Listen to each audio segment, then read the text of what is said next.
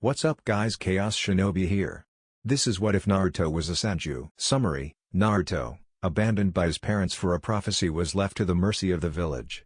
But somehow fates intervenes and Naruto gains a new family of proud heritage. Watch as Naruto takes the world by storm as the Senju heir. Chapter 1. A loud roar echoed through the village as a huge fox with 9 swishing tails. Its fur a dark bloodish red and its eyes, its powerful blood-red pupils with black slits that can stare deep into your soul, glared down upon the mortals that were scampering and running. Its claws as sharp as any blade slashed and cut through buildings, crushing any and all in its way. "It's the Kyuubi!" quickly warned the Hokage. One of the ninjas screamed whilst running to the Hokage tower. The rest of the village had taken notice of the raging Bijou approaching them as shinobi were readying themselves for the onslaught. A small part of their forces were caring for the civilians and sending them to the shelters. Minato was nowhere to be found as the forces were gathering only for the shinobi no kami Hiruzen Sarutobi to appear. "Sandaime-sama, the gates have been destroyed and the Kyuubi has entered the village perimeter. What are your orders?" a random Chunin asked. "Everyone under Jonin must pull back to the shelters. We need to make sure that the civilians stay safe," Hiruzen ordered. "The Jonin and Onbu shall attack the beast and stall it, which will give us time so we can seal it again," Hide shouted. "Now go," stated Hiruzen as the ninja scattered. "Vor. Go find Minato. The rest of you follow me." They charged as the other shinobi jumped up to the rooftops and skidded towards the Ninetales. Almost half of the village fallen to the rampaging beast. Corpses of villagers and ninjas littered the streets as they passed them. Thousands of jutsus were fired at the fox, which was starting to annoy him. "Arg! You filthy humans!" Kyuubi roared as it slashed its claws towards the ground, crushing many shinobi under his mighty paws. "Fire style! Great firestorm!" Fugaki shouted as he and his clansmen all launched blazes of fire at the same time, causing the flames to form a tsunami of raging fire as it roared itself to the fox. Pathetic Uchiha Kurama laughed, and with a swish of a tail the fire disappeared. He then unleashed his massive chakra, sending the Uchiha that attacked him flying a few feet. He was about to form a Baijudama when suddenly the Uzumaki sealing chains rose from the ground and began to bind him. He was pushed to the ground as he struggled greatly to break free. "What? These chains? Could it be?" "Kushina!" the fox roared in anger. "Not really," little Kitkara Uzumaki teased, making the fox look down upon her. "You," Kyuubi roared. "I'm surprised you remember me cuddling. It's me, Kara Uzumaki. Now be a good foxy and sit there like a good boy, so can we seal you up again?" "How dare you treat me, the mighty Kyuubi, like a sniveling little child," he snarled, letting out a roar. "And you can forget about sealing me. No seal can hold me." Kara Uzumaki. Sarutobi summoned Menma as the Monkey King turned into the adamantine staff as he had it enlarged and struck the beast in the head. "Quickly, I stunned it for a short minute. Use your strongest jutsus on it." The shinobi nodded as they began to go through hand signs as they unleashed fire style, water style, earth style, even lightning style jutsus at the fox, causing a little damage. Hiruzen was about to use his jutsu when a flash of yellow appeared next to him. It was none other than Minato Namikaze, the Yondaime Hokage. "Minato, where have you been? Don't you know that we are being attacked by the Kyuubi?" Hiruzen demanded. "Your sister-in-law can barely hold on with their chakra chains." The Yondaime chuckled. "I was with my wife, she was having our children. I'm finally a father," he said before getting serious. "Until that masked man came in and ripped the fox out of my wife." Kara interrupted him. "Minato, as much as I want to hear the rest of your story, we have more important matters at the moment," she screamed as her chakra chains suddenly failed as one of the fox's massive paws got free and swung at her as she was immediately crushed by him. Minato gasped as Hiruzen quickly reminded him that the Kyuubi is almost close to the center of the village and that the only hope that we have now is to seal it. The Yondaime knew that there was only one seal powerful enough to hold the 9 tails, the Reaper Death Seal. "You're right, Hiruzen-sama, and I will be using the Reaper Death Seal to seal the 9 tails into my children, but I'll separate the fox to ensure it can't break out," Minato said with a pained look on his face. "I can't ask anyone else to sacrifice their child if I can't do the deed myself." "Minato, let me do the sealing," Hiruzen replied, shocking Minato. "I have lived a long life and you're still young. The village needs you now," he said with a smile. "The only thing I ask you is to keep your children safe and treat them all equal." Kanahagakure Hospital. Minato flashed back to his wife, who was with their children. With a heavy heart he told her that he was going to seal the 9 tails into their children to save the village. As always, Kushina forbade it as she didn't want her children to suffer the fate of being a Jinchuriki. "Kushina-chan, I don't want to do this, but I have no choice. The village will fall if I don't seal the fox away," Minato said sadly but firmly. "Please Kushina, it's for the best, surely you understand." "Minato used me to seal the 9 tails. You know the hardships Jinchuriki face. I wouldn't wish that upon my children," Kushina cried. "Kushina, they need you in order to control the fox. Besides, you'll be able to teach them things I can." Things only a mother would know. But they need their father, she sobbed. And the village needs their Hokage right now. Please Kushina, remember our family is shinobi, the will of the village comes first. Kushina was about to retort but sadly she herself couldn't help but agree. Konoha was her home and like any ninja she must put aside personal feelings for the safety of the village. She let out a little cry as she held the children to her husband. Minato could only look down upon the beautiful children that they made. Menma, the eldest, had their father's spiky hair but Kushina's eyes. Naruto was a perfect clone of Kushina with red hair but with blue eyes. The Ondaime smiled sadly and hugged them close. Forgive me my children that I must make you become Jinchuriki, but I promise you that your mom will always protect you. I will make sure that you have the happiest childhood you could ever want with her, Minato cried as he flashed back to the battlefield. Village gates. Hiruzen was going through the hand signs for the earth release, mud swamp jutsu as the Kyuubi suddenly became stuck in the muddy depths restricting all of his movements. It looked to be trapped but even he shouldn't underestimate the Nine Tails. It would soon be a matter of time before it got free again. The sounds of cracks in the earth only added to his fear. He soon gasped as the Nine Tails rose his head to the sky and opened his mouth as it was gathering energy for a Baijudama. Damn it, if that thing finishes its attack the village is done for, Hiruzen said grimly. Suddenly a large poof of smoke appeared above the fox as Gambunta the toad boss landed on the fox preventing it from launching its attack. I don't think so, furball, Gambunta said. Damn you, Kyuubi roared. Now was the moment for Minato to begin the sealing as he was about to begin the hand signs when he was stopped by the third Hokage. Minato, I said I would do the sealing. Remember I am an old man and it's time for you to lead the young generation. Now hand me the children and I will seal the Nine Tails into them. But Minato stopped him as he refused to let his predecessor sacrifice himself if he couldn't do it himself. Minato sighed as he performed the hand signs as a fast rate. Finishing the last hand sign he shouted. Fuinjutsu, Shiki Fujin. Suddenly the air got cold as the Shinigami appeared in all of her ethereal glory. Her appearance was ghost-like, her face hidden by a demon mask. She was dressed in whitish-gray robes with a necklace in her left hand and a katana in her right hand. In front of her bound in ghostly whips was Minato's soul. Who dare summon me? The goddess demanded. Forgive me Shinigami-sama, Minato stated as he spoke to the goddess. I wish to offer my soul as payment to seal the Kyuubi's chakra into Menma and the soul of the Kyuubi into my youngest son Naruto. The Shinigami smirked. Very well, mortal, I will seal the beast within your children. The goddess thrusted her hand into Minato's back as it reached through the man's frail body and towards the Nine Tails. Kurama gasped in fear as the ghostly hand made contact. No. No. I will not be sealed again, no. The fox screamed as he was separated and pulled into Menma and Naruto. The 8-trigram seal appeared on the babies' bellies as the sealing was complete.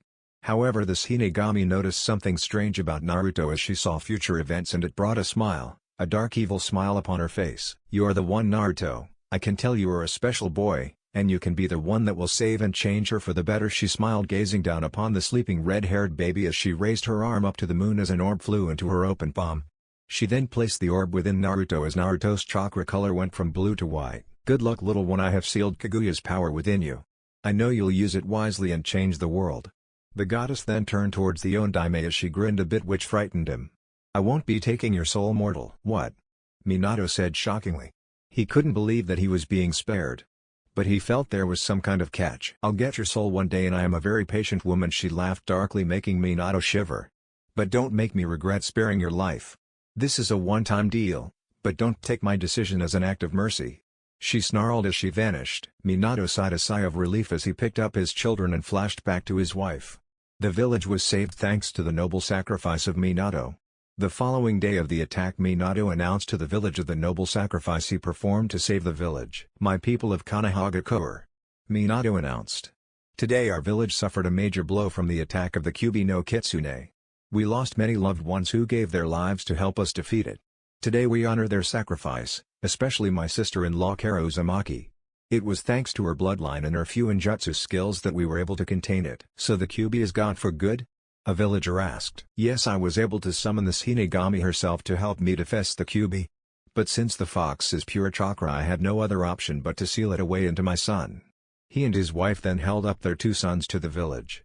My eldest son Menma Namikaze holds the chakra of the fox and will use it to protect the village. He praised, but somehow he forgot to mention Naruto. The village cheered for their Yondaime and their saviors, well, savior as they view Menma as the hero who stripped the demon fox of its power. Minato and Kushina had trust in the village to treat their children with respect for their sacrifice.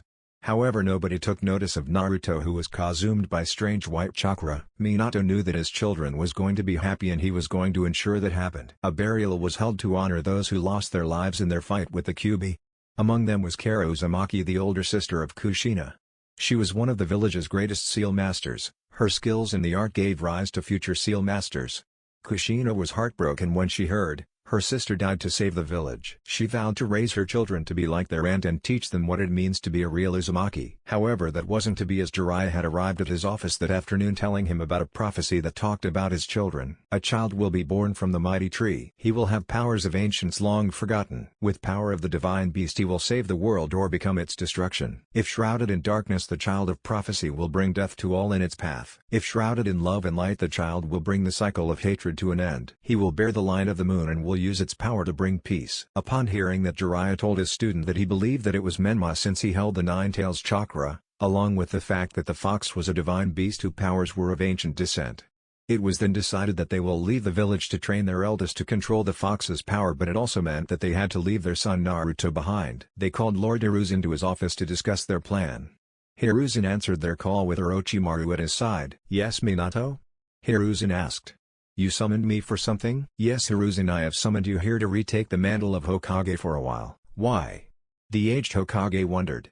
"Why not have Orochimaru fill in for you?" "Orochimaru would be a good choice, but you have the experience." "What aren't you telling us, Minato?" Orochimaru asked. Letting out a sigh, Minato revealed his plan to train Menma to harness the Kyuubi's chakra at their capital in the Fire Capital. When Orochimaru asked if they will also train Naruto, since the soul of the Kyuubi was more tempting and manipulative than the chakra, Minato told them with a heavy heart that Naruto was going to be left behind. "Minato, you can't be serious about this?" exclaimed Hiruzen with wide eyes. "I'm very serious, Hiruzen," Minato responded seriously. "But he's your son. You can't just dump him like he's a disposable toy," retorted Lord Third. "We aren't doing anything of the sort," replied Kushina harshly.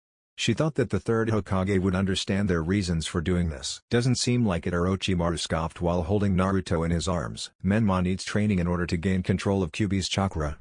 We are going to take him to our estate in the Fire Capital. We've already talked to the Fire Daimyo and he's already agreed." "What about Naruto? Are you just going to leave him here on his own?" asked Hiruzen, referring to the young redhead in his prize student's arms. "We can't bring Naruto with us. It's too dangerous for him to come with us," Minato said, taking a step back from the former Hokage's glare. "And how, pray tell, is his parents leaving him on his own not dangerous?" Orochimaru growled. We have to put all of our attention on Menma because of the demon chakra. Since Naruto has the soul of the Kyuubi, he won't need any special training," Kushina stated. "Plus, with Kumo and Iwa still angry at them since the previous war, they'll be gunning for Minato and Kushina whenever they can," said Jiraiya. "With Naruto in the village, he will be protected and safe from any assassins they sent. Plus, no one will know of his heritage." "Like hell he will," the snake Sanin thought to himself. "I know this village won't accept little Naruto-chan since they fear what they don't understand." Hiruzen unleashed so much ki that it was suffocating to Minato, Kushina, and Jiraiya. It disturbed Menma, but it didn't really affect Naruto for some strange reason. "Where will he stay while you're gone?" he demanded. "Well, we can't have him living with any of the clans, as that would draw suspicion towards him, and we'd prefer it if nobody but you, Kakashi, Tsunade, and Orochimaru know about this," Minato stated. "So it would be best that he stays in an orphanage," Kushina said as she was sweating from Hiruzen's ki that was drilling holes through their faces. "Oh hell no," Orochimaru hissed as he let out killer intent, but it was masked over by the killer intent of the third whined as he felt the men's anger as he whimpered and started to cry. Orochimaru gasped as he realized that they were scaring little Naruto. "Oh Naruto, Uncle Snake is so sorry.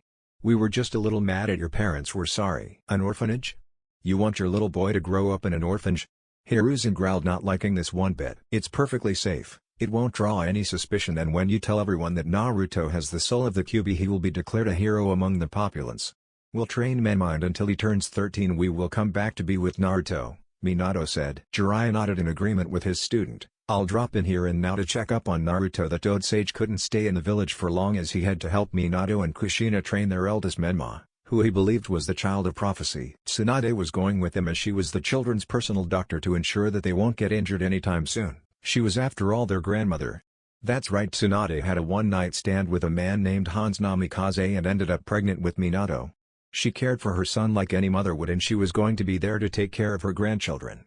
Well, one of them. "You've truly become a fool, Minato, to think that this plan of yours will work. I should have made the better decision and declared Orochimaru the fourth Hokage instead of you, Hiruzen said in disdain. Minato winced at those words, as did the others, as they never thought that they would hear those kind of words coming from Sarutobi's mouth. Regardless of what you may think of us, Hiruzen, we won't change our minds. We will take Menma to our estate in the fire capital and train him to control the Kyuubi's chakra, and nothing you say will change our minds, Kushina said in a firm and stubborn tone. Hiruzen and Orochimaru stood up as they glared their darkest glare at the group, which scared them a little, but the group stood their ground. The third Hokage glare was directed towards Kushina as the redhead felt that immense killer intent increase. But it wasn't as intense as the snake's killer intent. I can't believe that you, Kushina, would abandon one child for the other. This clearly shows me that you are play favorites with your children, Orochimaru sneered. Kushina growled, I am not playing favorites, you bag of scales. She ranted. Yes, you are, Kushina, you're leaving Naruto behind because he isn't a Kyuubi-powered child. However, this does proves one other thing, he growled. Really? And what does it prove, Orochimaru? Kushina replied. You're a blood traitor, he shouted, shocking them, especially Kushina. A true Uzumaki does not abandon family for any reason, especially for some prophecy told by an old toad. A true Uzumaki stands by their family, their whole family. And because you are choosing to favor Menma over Naruto, this shows and proves you are nothing more than a blood traitor, he roared as he stopped to catch his breath. You're treading on thin ice, Snake. Kushina is doing this for both of her sons. Her duty is to the world, Tsuon shouted. Her duty is to be a mother. Orochimaru retorted, glaring at Kushina. Your duty is to take care of both of your children. As I recall, you swore to your sister that you would raise both of your children to become like her. To represent what a true Uzumaki is. Kushina stood there for a minute and was about to retort when Hiruzen interrupted her again. Get out, all of you. At this moment you have all lost my respect, especially you, Kushina. I thought that after what Mito taught you about family you would take those to heart, but clearly you care more about the prophecy than your own son, Hiruzen stated. You clearly don't understand the severity of the situation, Minato said sternly. Exactly, you're getting upset over nothing, said Jiraiya. Hiruzen tried to hold his rage in before calling his Anbu. Weasel. You called Lord Third Weasel, said bowing to him. Itachi, please escort this bunch from my office, I can't stand the sight of them. Also take them to the edge of the village gate as they are leaving for the fire capital, Hiruzen sneered. Hi, Itachi shouted as he escorted Minato and his group out of the office. Hiruzen sighed as he watched from the window as the Namakazes and the remaining Sannin left. Unknown to them, a certain deity watched the whole thing, and boy oh boy was she not happy. Kami's realm. Shinigami's domain. Shinigami roared as she shoved her stack of paperwork off her desk and then threw the desk into the wall, breaking it in half. She was really pissed, and I mean pissed, and that rarely ever happens. The reason being for her anger was a certain blonde-haired human that she spared. That bastard! She screamed, punching a hole in the wall. I, being the generous goddess, spared that blonde-haired monkey's life after sealing the 9 tails into his children, and he goes and abandons his youngest like he doesn't matter because he doesn't hold a fox's chakra. By the gods, I'll kill him. She sat down in her chair and rubbed her head. Mortals were always so defiant when the gods grant them certain privileges like power, or knowledge, or sometimes rarely eternal life. She never really believed in humankind that her sister Kami made. To her they were flesh bags or her little playthings, until a certain baby blonde seemed to worm his way into her cold and stone heart. The boy was special, but she couldn't understand why, but she didn't dwell on it. Right now she had to think of a way to get revenge on Minato. Namikaze. Having a migraine again, sister? Yami asked as she and Kami, entering her office, her destroyed office, placed a cup of jasmine tea on her desk. It's that blonde bastard of Konohashi then took hold of her cup of tea and took a few sips. The warm taste of jasmine tea seemed to calm her a little. As you know, Kami, I sealed the 9 tails into Minato's children. Of course I remember, you spared his life so he could raise his family. Kami chuckled as she poured herself some tea and took a seat next to her death goddess sister. Most of his family's Shinigami growled. Yami turned her head towards her with wide eyes as she took her seat. What do you mean by most of his family? What aren't you telling me? That bastard and his slut abandoned their youngest son in favor of his siblings because he doesn't have the Kyuubi's chakra. She panted as she looked at her shocked sister. Kami put her cup down as she was shocked out of her mind. Her little sister was concerned about a human, and not just any human, a child. She thought this must be some of her tricks or a genjutsu as she did the hand signs to break the genjutsu, only nothing happened. Well, my little sister actually cares about a human. I never thought I'd see the day, Kami thought to herself as she laughed. The Shinigami noticed her sister's laughter and growled, wondering why she was laughing at her. She then went wide-eyed. Her sister must have found out that she was concerned about a certain human. She groaned, knowing that she will never hear the end of this. Oh, go ahead, laugh it up, but rest assured I'm going to make sure that Minato and Kushina regret this for the rest of their lives, Shinigami said in a cold tone. Yami smirked, Really, and how are you going to do that? Last time I checked, we can't interfere with mortal affairs, it's the law, remember. Screw the rules, the death goddess shouted, shocking her sisters. I owe it to that poor boy, and I'm going to make sure that he has people that will raise him and will one day make Naruto so powerful Minato will be begging at his feet. She laughed evilly as she rubbed her hands together. Kami face-palmed at her sister. Her sister wasn't always one for following rules. She was a rebel. Hell, she wouldn't even listen to her most of the time. It's only when she threatened her would she fall into place, but now it seems that won't even work. However, Yami couldn't help but want to see how this would play out. She wondered what she would do for this human child named Naruto Uzumaki. Okay sis, say I let you do this, how are you going to make this up to the boy? Yami asked. The Shinigami gave Yami a smirk as her sisters knew right then and there what she had in mind. Kami couldn't believe that was even going to consider that. It was absolutely insane. Shini-chan, please, you can't possibly consider what I think you're considering, are you? Kami said. Death Goddess didn't reply. Instead she disappeared in a swirl of crying and screaming tormented souls as she left Kami's realm and descended down to the mortal world. Konohagakure Hokage Tower. They left. They actually left and abandoned Naruto here, Orochimaru growled as his rage increased tenfold. Hiruzen sighed as he sat down in the Hokage seat. Yes, they left and they wanted him to live in an orphanage. Like hell he will. A voice shouted. Naruto isn't he going to live in any orphanage? Startled, the men took their defensive position to protect themselves and Naruto. They noticed a dark portal appear at the office door as a woman came out of it. Her appearance was dark but beautiful. Hiruzen demanded who she was. A dark chuckle made them quiver with fear as she looked up at them. I am here on good faith, Hiruzen, she chuckled. Who are you? Orochimaru hissed, getting his snakes ready to strike her. I am the one who helped Minato seal away the Kyuubi. Shinigami, they both gasped. Bingo, and the reason I'm here is for the little one. Shinigami, with all due respect, you can't take Naruto. He's only a baby, Hiruzen replied with a bit of desperation in his tone. Ha ha ha ha ha ha ha, she laughed. I haven't laughed this much in centuries, ha ha ha ha. I'm not here to take Naruto.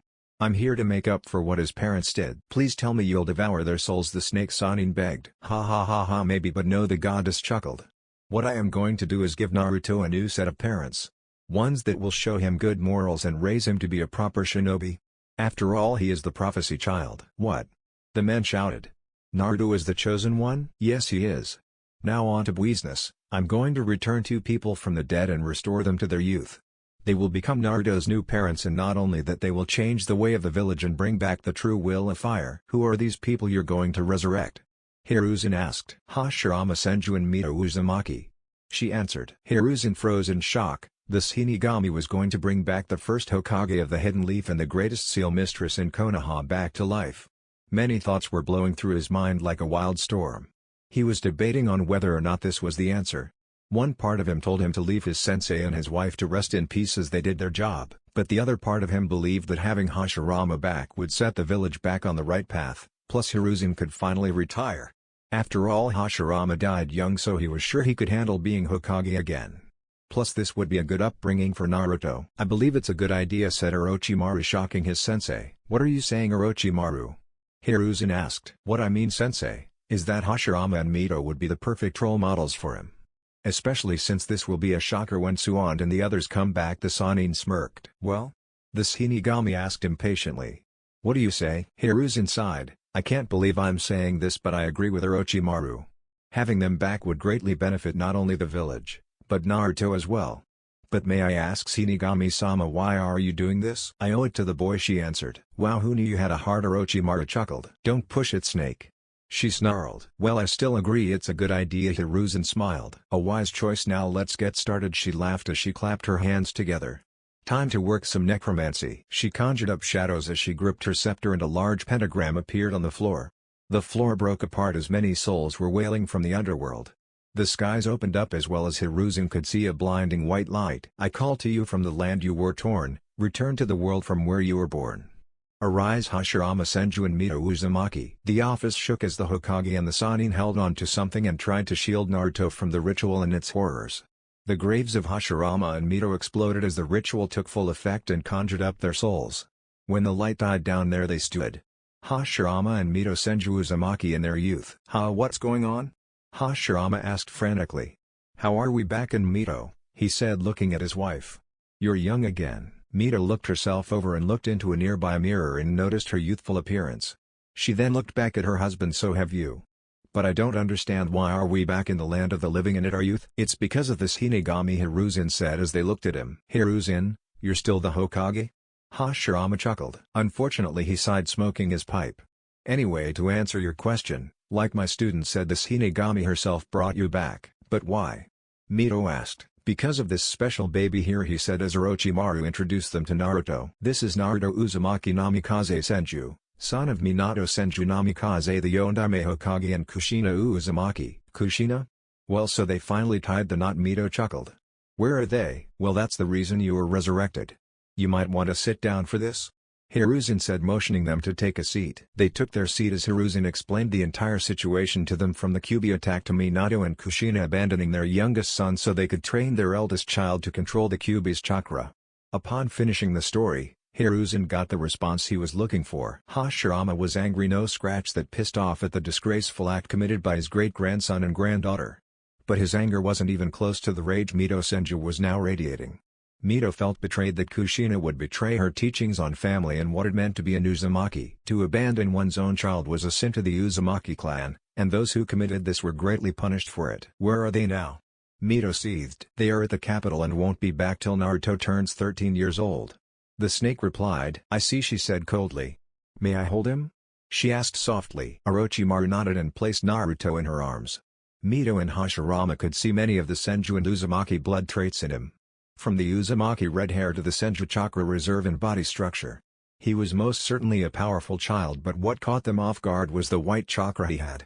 Being a sensor, Mito could see that he was going to be a powerful shinobi in the future. This Hinigami wants you to raise him as your own, Hiruzen said. Will you do it? Well, it's been a long time since we raised kids. I wouldn't mind raising one more, Mito smiled. I agree, Hashirama added. Perfect, Hinigami smiled, making everyone looking at her. I've already switched Minato and Kushina's DNA with yours and Mito's. Congrats, he's now biologically yours. Now if you'll excuse me, I got some souls to torture and lots of paperwork to do.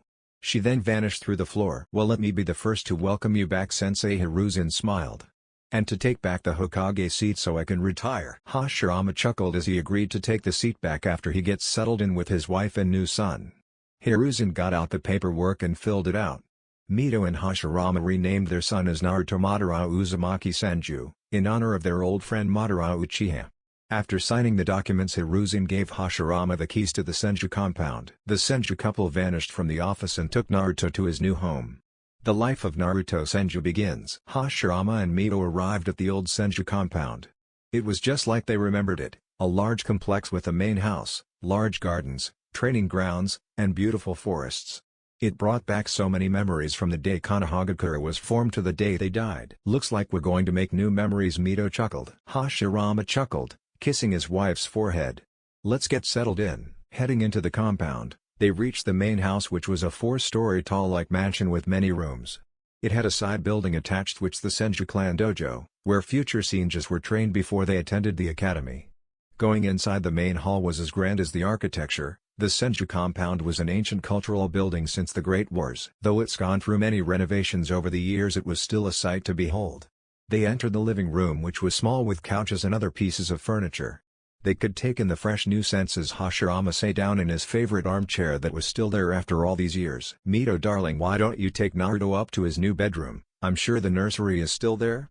Hashirama asked, leaning back into his chair. Ooh Hashi, you always were a little lazy at home. But you were a fantastic husband, Mito chuckled, taking Naruto upstairs. Mito headed upstairs as she came to the nursery where her grandchildren Tsunade and Nawaki used to play and sleep when they were babies.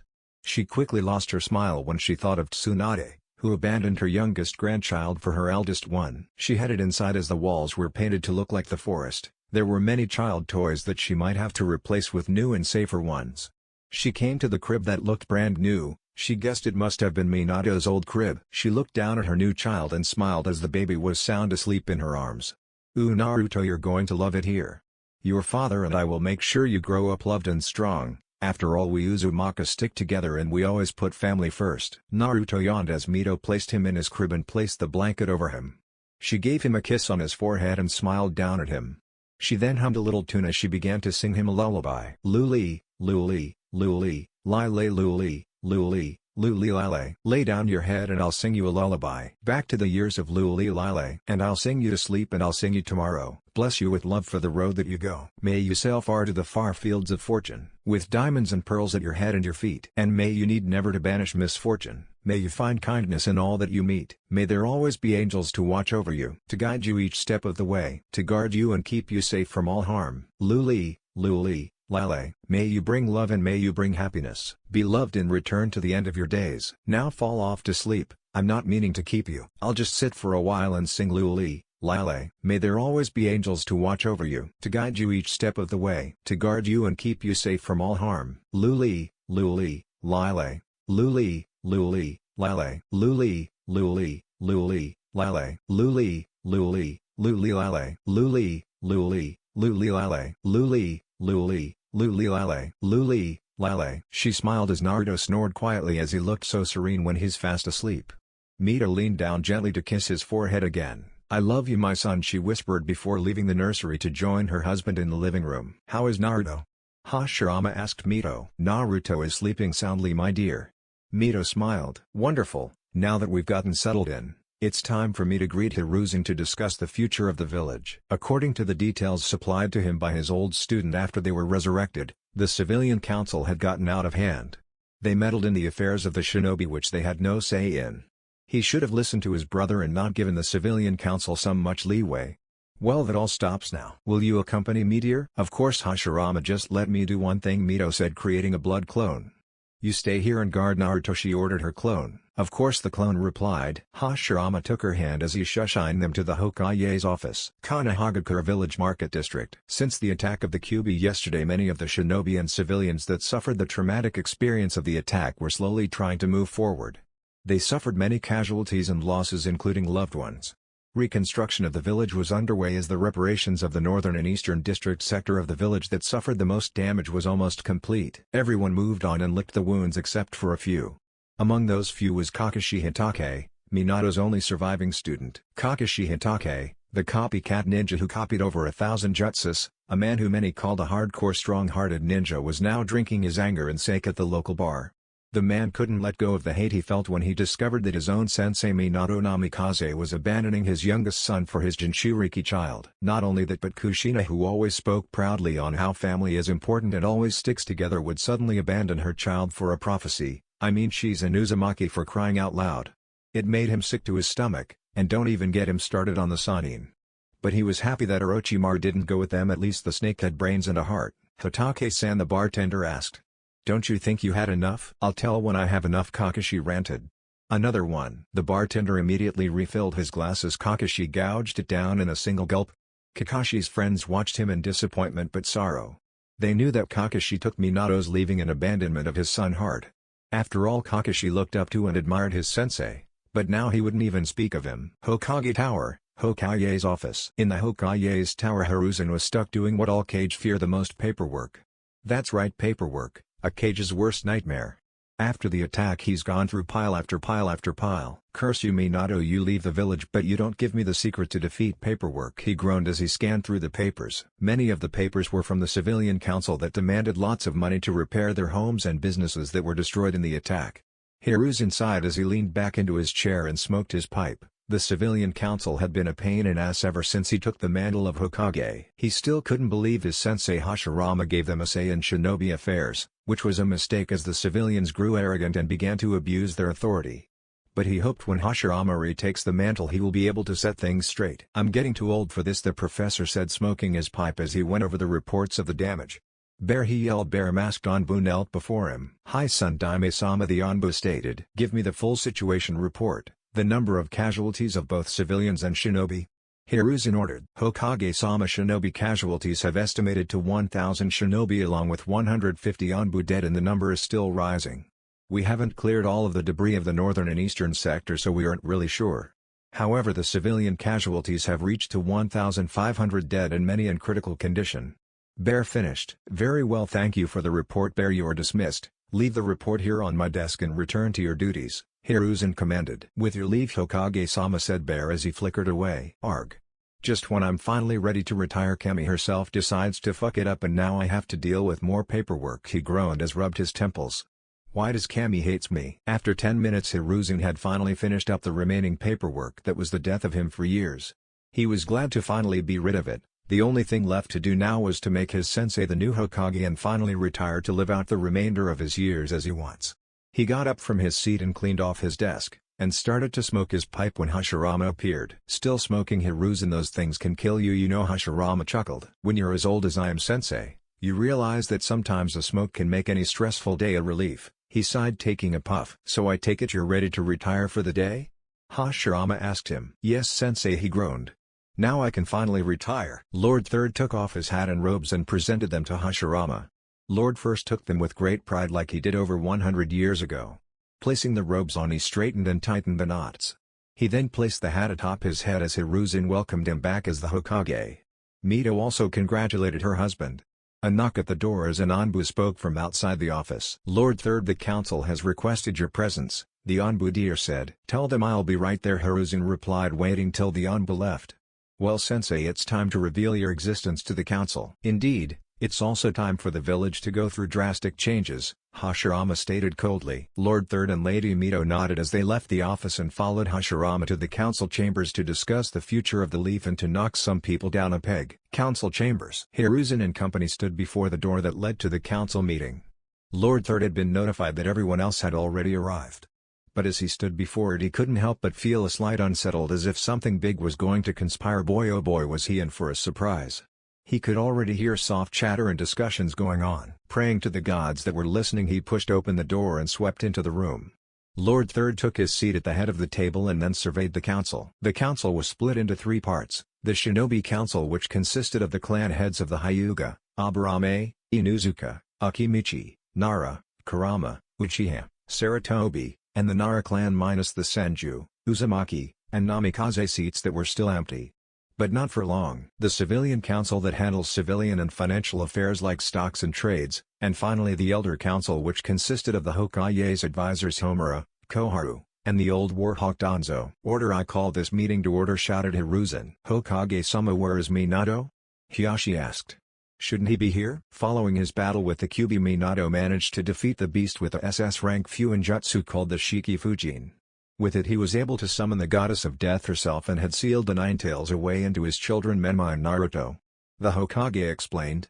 Menma holds the fox's chakra while Naruto contains the soul. The Civilian Council immediately called for the death of the youngest Namikaze, for they believed he was the Nine Tails in human form. Hashirama and Mito, who were outside of the chambers, were furious but kept their cool. They didn't want to give themselves away just yet. Silence! Hiruzen shouted. Hokage-sama, we must kill the demon. A civilian shouted. We must kill it while it's still weak in human form. I'll show you a demon, Hashirama whispered, getting his kunai ready till Mito stopped him. Mito gave Hashirama a look that said, don't act rashly, wait for the right moment. Hashirama groaned before putting away his kunai. Naruto is what keeps the demon from escaping and killing us all, Hiruzen shouted to the fat merchant civilian. Homura cleared his throat. May I suggest that handing the Jinchuriki over to the council, we can train them to control the power of the tailed beast. I will train them to be strong and loyal ninjas of the leaf. Hiruzen groaned. The answer is no. Besides, Minato and Kushina left for the fire capital. Unfortunately, they decided to only take Menma and left Naruto behind. What? The clan had screamed. Good, maybe they will train their son to kill the demon with the very power that they stripped from him. Another civilian shouted. Enough, Mebuki Haruno screeched. This boy Naruto is as much a victim as we are. Everyone was shocked that Mebuki Haruno, the head of the Civilian Council, would defend the boy. Hiruzen was most shocked since her husband Sako Haruno was a demon hater and was killed in the Kyuubi attack. Mebuki Haruno, how could you defend the demon who killed your husband? A wealthy civilian asked. I'm not defending the demon, I'm defending the boy who imprisoned it, she harshly replied. Why would Minato, especially Kushina, leave their youngest pup and take their other pup with them? It doesn't make sense, Tsume said coldly. I never thought my teammate could do such a thing, Hiyashi shouted. Such a drag, but I have to agree with them, Hokage-sama. It sounds to me that Minato preferred the kid with the fox's chakra, am I right? Shikaku asked lazily. Leave it to Inara to figure things out quickly. Hiruzen's sweat dropped. You hit the nail on the head, Shikaku. Kushina stated that Menma needed to control the Kyuubi's chakra and that Naruto just wasn't that important. The Shinobi Council was in an uproar at the complete disregard that their once beloved Yondaime and Red Hot Halberino had towards their youngest son. Questions were soon asked about what will happen to the boy. Many of the clans offered to take him in. The first one to volunteer was Fugaku, who secretly wanted a weapon to increase the power of the clan. Next was Hiyashi, who was ashamed of his former best friend and thought taking the boy in not for Minato or Kushina but to give the boy a caring, loving home. Tsume wanted to take care of the child as she can relate to him since she herself comes from a clan that was once feared and demonized due to their wolf-like features and powerful techniques. Tsume also was ashamed her blood sister Kushina would abandon one pup for the more powerful one. She thought the redhead was an Uzumaki, a clan that was known to put family above all else, but clearly she was wrong. The Shikacho Ino trio couldn't take care of the child since they have their hands full with kids of their own, plus with the fact that Nara men would complain as always, and clearly they didn't want Naruto to be lazy. The Yamanaka were out of the question since Yamanaka males were always busy with barely enough time to spend with their kids, leaving it to their wives, and Naruto needs to have a father that dedicates their lives to both their jobs and their kids equally. Finally, the Ukimikas tend to overfeed their kids, and I don't think they would want a fat Naruto. The Aburame was clearly out of the question since who would want bugs living in their bodies? Hiruzen sighed as he silenced them with a small amount of ki. Now that I have your attention, I understand that you all wish to take care of the boy. Unfortunately that won't be happening. You see, this Hinigami who sealed the Kyuubi away left us a little present. Koharu spoke up first. Hiruzen, what are you talking about? I'll let our guests explain. Hiruzen smiled as he motioned the couple inside. The council gasped as silence filled the room. Everyone could only stare and not even say a word. There standing before them was the first Hokage, Hashirama Senju, and Mito Uzumaki. The shinobi clan heads stood in awe and respect of one of the village's founders. However, the advisors were not convinced and believed it to be a trick. Hiruzen, what trickery is this? You dare defile our sensei memory by using the Edo Tensei to bring him back to the land of the living? Koharu shouted. Silence your mouth, insolent pups, Hashirama shouted. This is not my brother's jutsu. This Hinigami has brought my wife and I back to the land of the living. Why would the goddess of death bring you back? Shikaku Nara asked. Unless there was a good reason. Mito was the one who spoke up to answer the Nara. Yes, Lord Nara, you see, this Hinigami is angered for Minato breaking his promise to her. After Minato abandoned Naruto here without a second thought, it was decided that we would return to the mortal plane and raise Naruto as our own. What? Everyone shouted. Indeed, this Hinigami replaced Naruto's blood and DNA with my own and my wife's. Naruto is biologically ours now and we shall thrive where Minato had failed. I will also retake the mantle of Hokage. After all, I think we all agree it's time for Hiruzen to step down so he can enjoy his golden years. That is true, Sensei. Hiruzen agreed until he let out a huge smile. This is a grand occasion. Now Lord First can keep the demon in check and keep it weak. A civilian cheered. The demon will be bowing at our feet. The civilian's rejoicing was cut short when a spike of wood sprang from the floor and pierced through the man's neck, killing him. Hokage-sama? A civilian council member shouted. The next person who calls my son a demon, their lives are next. Hashirama screamed angrily. Now since I'm Naruto's father and the eldest Senju male, then by clan law I'm the clan head, and my wife shall be the Uzumaki clan head since she's the eldest Uzumaki, considering Kushina broke her vow to the clan and hasn't been active in her duties as clan head. My husband is right and you all know it too, plus Minato never took the mantle of Senju clan head since he's the Namikaze clan head, so therefore by the law the clan head position is passed to the eldest Senju. Mito stated. Well Sensei, since you're going to retake the mantle of Hokage, which is a wonderful. Let me be the first to welcome you back. This will keep our enemies off our back and we will be able to rebuild a bit faster, said Danzo, getting a nod from Hashirama. If there is nothing else to discuss, then I hereby dismiss this meeting, Hiruzen stated. Wait? Koharu said quickly. What shall we tell the village? Nothing, Danzo shouted, making everyone looking at him. The village has started rebuilding itself, and the people are trying to get over their grief. If you announce Naruto's status, he will become a target, an outlet for their rage and hatred for the fox. Danzo, Hiruzen said surprisingly. This is a side of you I've never seen. I may be a cold shinobi, Hiruzen, but I'm not heartless, Danzo said sternly. Therefore I ask that we keep Naruto's status SSS rank secret so that the boy can at least have a normal life. The civilian council minus Mebuki went into an uproar again. They refused to doing anything that would protect the demon. Danzo silenced them with a threat of execution if even one of them reveals the boy's status to anyone. This silenced them completely as they sank down into their seats. The first Hokage could only smile at how mature Danzo has gotten since his Junon days. One more thing before I dismiss this meeting, the civilian council is hereby disbanded. I will discuss it with Mebuki Haruno after everyone leaves. The civilians wanted to retort, but a single glare from Mito kept them quiet. They didn't take their defeat well though, they swore to do everything they could to make the demon pay. When no one had anything else to talk about, Lord First dismissed the council. Mebuki stayed behind as ordered as she gave a list of civilians that she knew wouldn't blame Naruto for something he couldn't control. Hashirama thanked her as she bowed her head and left the chambers. Well, I better get back to Naruto, it's time for his feeding. Mito smiled as she shushined to the Senju compound. Looks like we better go over the village rules and make some changes. It's time the village had a wake-up call, Hashirama told Hiruzen. Hiruzen nodded. Yes, I agree, sensei. This will undo everything the previous civilian council had done. Hashirama and Hiruzen spent the afternoon going over the old and new laws that were made after Hashirama's death. Hiruzen was right about one thing. The village hidden in the leaves was in for a huge wake-up call. It's been a few months since the Kyuubi incident and the village had already managed to rebuild itself in record time. The memories, however, of that horrible night were still embedded in their pics. Their former Hokage, Hiruzen, put their fears to rest with words of encouragement that the leaf will never fall. Many believed it, but some have not. Hiruzen had also revealed to the village of the gift Kami blessed them with. He revealed the return of the first Hokage, Hashirama Senju. The village was in complete shock when the legendary god of shinobi made his presence known to them atop the Hokage Tower. Hashirama, with words of wisdom from his days as Hokage and his speech of the will of fire, gave rise to strength and the hope of the people. The village cheered out his name as Hashirama retook the hat and robes from Hiruzen. After taking the robes, Hashirama, who nodded to his student, turned to address the village and revealed that Minato left the village after the Nine-Tails attack was over. Horror filled the audience as he told them how he just left the village to train his son Menma to control the Kyuubi's chakra while leaving the village to rebuild without its leader. Anger and harsh words spread as the villagers demanded the return of the Yondaime for his desertion. Hashirama put them to rest and promised them that Minato will pay for his crimes.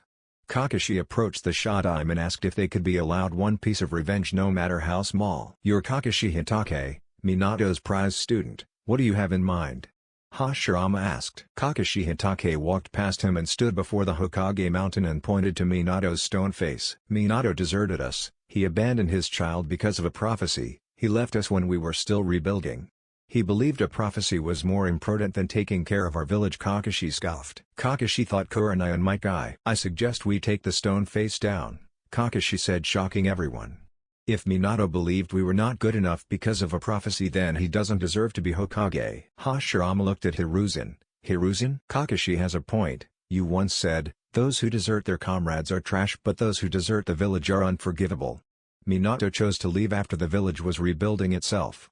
He made his choice." "You have a point," Hashirama said before looking at the village. "Do as you see fit." The villagers cheered as chains were thrown and hooked into the stone face. The villagers grunted as they started to pull on the chains. The weight from the stone was strong, but their anger was stronger. "Argh!" they shouted as the stone in the mountain started to crack and slowly break. "Chidori," Kakashi said. He plunged his lightning blade through the Hokage's stone-head forehead. The strain from the chains and the Chidori was too much as the stone broke apart as the villagers pulled one final time. The stone face broke from the mountain as it came crashing down. The stone face hit the ground as it broke apart upon impact as the villagers cheered. Hashirama was shocked but proud of the villagers' dedication and loyalty to the village. The following afternoon the village was being rebuilt with the thousands upon thousands of fresh wood Hashirama gave them with his Makuten. The money that the Senju and Uzumaki clan had were then shared among the people to help them get back to their lives. 20% of their clan's fortunes were given to rebuild the village itself, while another 10% were given to the civilians for their stores, businesses, and homes that were destroyed. The village's reconstruction was going perfectly with the supplies Lord Shodaime had given them. Meanwhile, back in his office, Hashirama was going through the paperwork, a Hokage's nightmare. But Hashirama chuckled as he knew the secret to defeat paperwork, and that was shadow clones. His assistant Mebuki Haruno was helping with the minor things in the village such as financial and other small problems. She was a great help to him. Hokage-sama, his secretary, a middle-aged woman, said, entering his office. "Rava, what can I do for you?" "Pardon the interruption, Lord Hashirama, a letter arrived for you, sir," she said, handing him the letter. When he took it, he saw on the back the Namikaze clan symbol. It was from Minato and Kushina. Gripping the letter in his hands, he tried to keep his anger in check before taking a deep breath. "Thank you, Rava, that will be all." "Hi," she said, leaving the office. Hashirama growled softly, still glaring at the letter. Should he open it? Or should he just cast it away like Minato cast away Naruto? Mebuki noticed how stressed the Hokage was and wondered if it had something to do with the letter. Approaching him, she asked if he was alright. Yes, Mebuki-san, I'm fine." "Are you sure, Lord Hokage? You seemed really stressed." "No, it's nothing, I'm okay." "Very well, if you're sure," she said before going back to her duties. Sighing in relief, Hashirama slowly began to open the envelope. He decided he should at least read what Minato had to say no matter how bad the excuses he would make be. Taking out the paper he unfolded the letter and began to read. Dear Hiruzen, Kushina and I have made it to the fire capital safely. We have settled in just fine in the royal district of the capital. It feels good to be back home where my ancestors lived. I'm looking forward to teaching Menma about his ancestors and all the techniques of the clan. Kushina been going on about how Menma will take after her clan more than mine. But enough about that. How's Naruto doing? We haven't received any letter from you since we arrived. I can only guess you're still angry at us for leaving Naruto behind. But like I said Hiruzen, we need to train Menma to control the chakra, and having the boys together would allow the soul to regain its stolen chakra. It's best they grow apart so they will both be safe. Trust me Hiruzen, this is for the best, you'll see. But putting that aside, how is my son? Is he being spoiled by the villagers due to his new hero status? Oh, Kushina wanted to write to you as well. Hiruzen, this is Kushina, still upset about my choice I see. See reason for once, old man, I'm doing this for both of my boys. I love them both, and having Naruto here will just endanger him if the soul is anywhere near its chakra. You can hate me all you want, old man, but I will not risk both my children's lives if the QB regains its chakra. I hope you raised Naruto with good morals, because I won't have him becoming a spoiled brat when we come to reclaim him. I hope you didn't make Naruto believe we abandoned him for his brother, because if you did Hiruzen, you're going to be a very sorry old man. Also, I don't want Orochimaru influencing my baby with his newfound hatred for me and my husband. The prophecy is very important, and Naruto will be trained when we come to claim him to support his brother. Menma will become the next head of the Senju and Uzumaki clans, and Naruto at best will be a branch member. Naruto will be trained in minor ninjutsu and mostly taijutsu as a support ninja, and will help his brother fulfill the prophecy. You'll see Hiruzen, it will all work out for everyone. Jiraiya will be coming in a few days to check up on Naruto for us. Yours sincerely, Minato and Kushina Namikaze. After finishing the letter, a storm of emotions raged within the first Hokage. Hashirama was infuriated that the Ondaime and his wife felt so little for their son. They believed him to be a weak support ninja to aid his elder brother in fulfilling a prophecy which he might add isn't even set in stone. After all, prophecies constantly change, and in Hashirama's opinion prophecies don't foretell a person's fate. To him, a shinobi makes his or her own fate. He then tore up the letter in anger and tossed its scraps in the garbage. He then grabbed a piece of paper and a pen and began to write his own reply. He put every amount of emotion into his response and then had it sealed. "Mebuki," he shouted. "Yes sir," she replied. "Take this letter and give it to the Postal Ninja Division. I want this letter sent to the Ondaime Hokage in the fire capital immediately," he said coldly. Mebuki, feeling the coldness emitting from him, nodded and rushed out of the office to have the letter delivered. After she left, Hashirama vanished from his seat after finishing all of his paperwork. Uzumaki Senju Compound, Hokage's monument. Mito Uzumaki was in the kitchen dressed in a long light green dress skirt and a blue t-shirt that tightened against her chest, showing some cleavage. She wore a pink apron that says "Insult my cooking, I'll kill you" on it as she hummed a little tune, getting lunch ready for her family. She was cooking some delicious miso ramen with a side of bread and vegetables. She wanted her kids to be healthy and well-nourished. Mito-san's voice rang out. "Oh Itachi." Mito smiled, turning around to look at the Uchiha. Itachi was helping her out with Naruto for the day, as the Uchiha heir had taken care of her son while she was doing the house chores and working at the hospital. Itachi walked towards her carrying Naruto in his arms. Naruto Uzumaki Senju, the pride of the clans, he was a beautiful clone of his parents. His baby fat skin trimmed to a soft pale tan that resembled his mother's. His hair was blood red like his mother, and his eyes were a dark brown like his daddy. He was a mini-male version of Mito. He was the shining light in not only her life, but also the village's. "Is Hashirama coming home soon?" Itachi asked. "Yes, he will be home soon," Mito replied. "I thank you again, Itachi, for helping me these past few days." "Glad to help, Mito-sama. I think I might become Naruto's favorite babysitter." Mito got the lunch ready when her husband entered the room with a smile on his face. He greeted his wife with a kiss on the cheek as he smelled the ramen that was cooking. He also noticed her famous dumplings that she always made. He tried sneaking his hand over to grab one, only for a ladle to smack his hand. He yelped, rubbing his hand, as his wife gave him a stern but happy smile. Hashirama, we don't eat dumplings till after lunchtime," she said, smiling. Hashirama grumbled, Troublesome wife. So mean. "Not even one?" he asked. "No Hashirama, no snacks before lunch," Mito yelled. Hashirama sulked in his seat as Mito sighed with a smile. "You're hopeless," Mito chuckled. "Uzumaki women are so mean," he grumbled. "I heard that," Mito smirked. Hashirama sighed with a small laugh. "Well, how's my favorite family?" "We are doing fine," said Mito. Itachi was a good help as well. "Yes, Itachi Uchiha, a prodigy similar to Madara." I heard you completed your mission in record time yesterday. Hashirama praised. Well, when I reached the border, my team were greeted with hostility from Iwa. Apparently they heard about you coming back from someone from the Leaf and attacked us. Luckily we killed about 200 out of 250 Iwa ninja thanks to my Sharingan and Kakashi's Chidori. Hashirama sighed as let out a groan at the info. Conflict no matter what the era. After lunch Hashirama, we are going to the festival. Mito reminded him. Now let's sit down and eat. I don't want all of my hard work on this meal spoiled, okay? Hi, he said as everyone began to eat. Itachi, care to join us? Thank you Lord Hokage. After the delicious luncheon all the dishes were cleaned thanks to Itachi and his shadow clones. Soon Itachi left to greet his family while Mito and Hashirama getting dressed to get ready for the spirit festival to honor the shinobi who lost their lives for the village. Hashirama dressed himself in a black kimono with red satin, while Mito dressed in royal kimono with white satin tied around the waist. She wore her gold headpiece as two ceiling tags hung from the buns and hair. Naruto was dressed in baby clothes, well dressed like a little fox. Alright, let's get going, the festival won't start without us present. Hashirama smiled. They left the compound and met with their fellow friends that awaited them at the complex gates. They bowed their heads to their clan heads as they greeted them.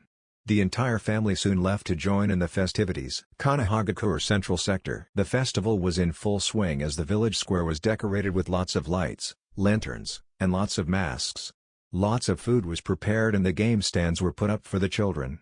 The people dressed in appropriate clothing for the celebration. Hashirama and his family arrived as the people greeted them with warm smiles and good greetings. Welcome Hokage-sama, a civilian said. My lord and lady, an elderly woman stated, bowing her head. The Hokage smiled. Hello my friends, I trust things are well, he asked, getting a nod from the festival committee which made up of 130 civilians, and 300 shinobi and retired shinobi. A young woman walked up to the family presenting him with a plate of fresh dango which he accepted. It was so delicious as he gave her a thumbs up on it, making her happy. Lord Hashirama, a voice rang out. The family smiled as they noticed it was Mikado Uchiha and her family. Fugaku greeted them with a firm nod which they returned. The Uchiha clan head and Hashirama weren't friends but remained civil to each other. Fugaku was still all about having Naruto as a weapon, but after fighting Mito Uzumaki who gave him such a tongue lashing, she gave him such a beating, Fugaku turned over a new leaf although he was still the cold clan head we all know and love. Mikado greeted the family as she gave them each a hug, including the little redhead who always brought a smile to her family. She was the friend of the family, but to Naruto Mikado was more like an aunt or second mother figure. Ever since she found out about Kushina abandoning Naruto like he was nothing, she lost all respect for the redhead. In fact, the day after she found out what Kushina did, she burned and ripped up every picture that she had of them together. She even threw away all the gifts that Kushina bought her over the years they were friends. She never wanted anything to do with her and soon found a new friend in Mito. Mikado, good to see you, Mito said as she presented the rose to her. Mikado smiled as she knelt down and took the rose. Aw, thank you, I love it. She sniffed the rose before she put it in her hair. You look lovely, Kasan, that rose brings out your beauty, Itachi laughed. Naruto picked out the rose for you, Mito chuckled. Mikado laughed as she rubbed his head. Thank you, Naruto. Hashirama smiled. How are you doing, Lady Mikado, Lord Fugaku? I thought Uchihas don't like happy bright festivals or parties, he joked, getting a bonk on the head by his wife. Forgive my husband, he tends to make jokes at the worst times, Mito laughed. The Uchiha and the Uzumaki Senju families met up with their fellow clans while their children set out to meet with their friends and play lots of games. Soon Hiruzen and his wife had met up with Hashirama. He greeted the couple with a bow of respect which the couple had returned. Welcome Lord Hiruzen and Lady Biwako, it is good to see you, the Hokage said. The honor is ours, Lord Hashirama, Biwako said respectfully. I trust you are looking forward to the festival with your family. Hiruzen laughed while enjoying a glass of sake. Mito nodded. Yes indeed, thank you. Enough chatter, we have a festival to enjoy, Hashirama said as everyone headed to join their friends in the festivities. Fire capital, Namikaze compound. Kushina had placed Menma to bed as she had headed downstairs to have some tea with Minato and the others. After the stressful afternoon she had taken care of her bundle of joy. Menma was exactly like her when she was a baby. She was greeted by Tsunade who made her favorite tea, the sweet scent of jasmine tea. She took notice of Minato and Jiraiya who were covered in scratches and slight bruises, meaning they were out training. Oh well, boys will be boys. Here you are, Kushina, Tsunade smiled, setting the tea in front of her. Thank you, Tsunade-sensei. Kushina smiled, taking a seat and taking a sip from her tea. Sounds like you had quite the afternoon with Menma. Tsunade laughed. Yeah, he was a handful but I can handle it. He's more like me every day. Yeah, I remember all the sleepless nights I had, Minato joked. That's why I'm the mother, darling, I'm the more mature parent. Kushina smirked. Hey, speaking of babies, have you heard from Sarutobi-sensei? Jiraiya asked. No sensei, Minato sighed, shaking his head. I believe he's still holding a grudge against us. The group groaned. Hiruzen was still being a sourpuss about them leaving. He just couldn't understand the situation and how important the prophecy. They haven't heard from him in a few months and they haven't received any updates on Naruto either. Tsunade betted it was Orochimaru that prevented any letters from reaching them. Minato, I have a strange feeling that Naruto might come to hate us, Kushina cried. Minato placed his arm around his wife's shoulder to comfort her. It's alright darling, if he does hate us then we will do everything in our power to get him to forgive us. Trust me, I am sure that our son will not hate us. Minato is right, Kushina. Once we explain the situation then Naruto will understand. Besides, he's probably enjoying his life as the hero who kept the village safe from the Nine Tails, Jiraiya stated firmly and jokingly. Suddenly there was a raven upon their windowsill with a scroll attached to its leg. It was an Uchiha raven due to the Sharingan eyes. It was used by the Hokage to send private messages. Everyone wondered why Hiruzen would send them a letter now of all time, since he didn't want anything to do with them. Kushina placed her hand on his shoulder to calm him. Minato took a deep breath as he unrolled the scroll and began to read. Dear Minato and Kushina, you got some nerve to think so little about your son. Naruto is more than just a support ninja. Naruto is an innocent soul and I won't tolerate you tainting that light. Also, I'm not Hiruzen, I'm the new Hokage who replaced your sorry ass. I've also placed Naruto under mine and my wife's care. We will take care of him since you're too lazy to take care of both of your kids. And you, Kushina, well, my wife is an Uzumaki and unlike you she knows what it means to be an Uzumaki. You Tsunade, I am ashamed of you, to think you'd sink this low. You disgust me, you better hope I don't get my hands on you. Naruto is no longer yours, he's my son now. I'll be the father you refuse to be, Minato. See you in 13 years, Yondaime, because believe me Minato, you won't be getting a warm welcome. Sincerely, not the new Hokage. Silence filled the group at the information. First off, they were shocked that Hiruzen replaced Minato so quickly. To think the old man was angry enough to go that far to get back at them. Another thing that horrified them was that Naruto was adopted by the new Hokage and his wife who just happened to be an Uzumaki woman. Tsunade was pissed that the new Hokage would dare threaten her with bodily harm. New Hokage, if not, she would make sure she pounded his face in. The bastard didn't even sign his name. That bastard Hiruzen, how dare he give away my son to someone else. We told him to leave Naruto in an orphanage so he would be safe. But now Naruto's new parents are threatening us and keeping us from seeing him again. Kushina growled as her hair split into 9 strands. He's my baby, Naruto is my baby, only I can be his mother. No one can love him like I do. Minato on the other hand was confused with the threat the new Hokage made against him. Something about not getting a warm welcome when he comes back. Whatever this guy is, Hiruzen must have revealed the prophecy and their plan to the new Hokage. This was bad. The prophecy in Naruto's heritage was supposed to be a secret until they came back. Jiraiya was the same way. This whole plan they put together was to be kept secret, but now that Hiruzen had blabbed it to the new Hokage, they would have to rethink of a solution to ensure everything they worked for wouldn't unravel. Sensei really is out to get us, Jiraiya sighed. To think he went this far. No joke, Tsunade growled, taking a gulp of her sake. I bet he made Orochimaru the new Hokage. That I agree with, Minato chuckled. Only he would use threats like this. I say we go back there and pound that snake into paste, Kushina snarled, flipping the table over. No, Kushina, we got the prophecy to think about. We must make sure Menma is ready to defeat the great evil and bring peace to the nations. Minato reminded her. Kushina sighed, fine, but I don't like it. But when we get back to the village, I get to be the first one to beat the snake. Of course, Kushi-chan, Minato smiled. Now let's just enjoy our lunch. Hashirama smiled as he watched his son cuddle up Shira in his arms and giggling happily as he chased her around, crawling and giggling. The tiger cub loved playing with the Senju. Mito was watching and loved how happy her son was. After a while she stood up, walking towards her little bundle of joy, and crouched down and opened her arms as she urged for him to come to her. Naruto immediately forgot all about the tiger cub and began to crawl happily to his mommy. She opened her arms again and he started crawling to her. She stepped back a few steps, giggling as Naruto sat down, puffing his cheeks, making him look all the more adorable. Kakashi sat to the side as he watched the mother-son duo playing. He saw Lady Mito teasing the boy and laughed as he saw Naruto puffing his cheeks at her teasing. He saw that he never cried no matter how much she teased him. The most that she could get out of him was puffing of his cheeks. Opening her arms again and saw Naruto put his hands to the ground and stood up with shaking legs as he took a step towards her, and her eyes widened. Hashirama smiled as he got to his feet and got out the camera as he saw Naruto take his first step. Mita's eyes watered as she saw him take his first step and she saw him take another and saw he was watching her sadly and was confused but urged for him to come to her. "Come on Naru-chan, just a bit more. Come to Ka-chan," she said through a sob. Naruto took 5 steps and stumbled as she grabbed her in his arms before he fell down and saw him gazing at her curiously. He put his little hand on her cheek and wiped the tear away. "Oh God Naru-chan, you walked so far on your first time. Oh my boy, I love you so much," she whispered and he snuggled in her arms making her smile. She gazed into his eyes that always drew her to him as she kissed him on the nose as he scrunched his face a bit and she giggled. "Oh, you're Ka-chan's adorable little boy now, aren't you Naru-chan, aren't you?" She cooed and kissed him as he giggled. "Mama happy Naruto cooed." Mito gasped. "Oh Naruto, you said your first word." "Mommy love you." Mito squealed as she hugged him tightly. "Ooh Naruto, I'm so proud of you. Ooh, I'm so proud," she cried. Hashirama sweat dropped. "Geezer dramatic much Mito-chan?" "Shut up Hashirama," Mito shouted making her husband hold up his hands in defense. "Oh you hurt me Haim," he laughed. "Besides I got a little present for Naruto. Shizune helped me pick it out." He asked and pulled out a small wrapped bundle and handed it to her as she saw was a little 9-tailed fox pajamas with some stuffed animals. "Oh Naruto look," Mito said showing Naruto his presents. Naruto cooed and reached into the box and pulled out a big tiger plush. He giggled happily and cuddled it.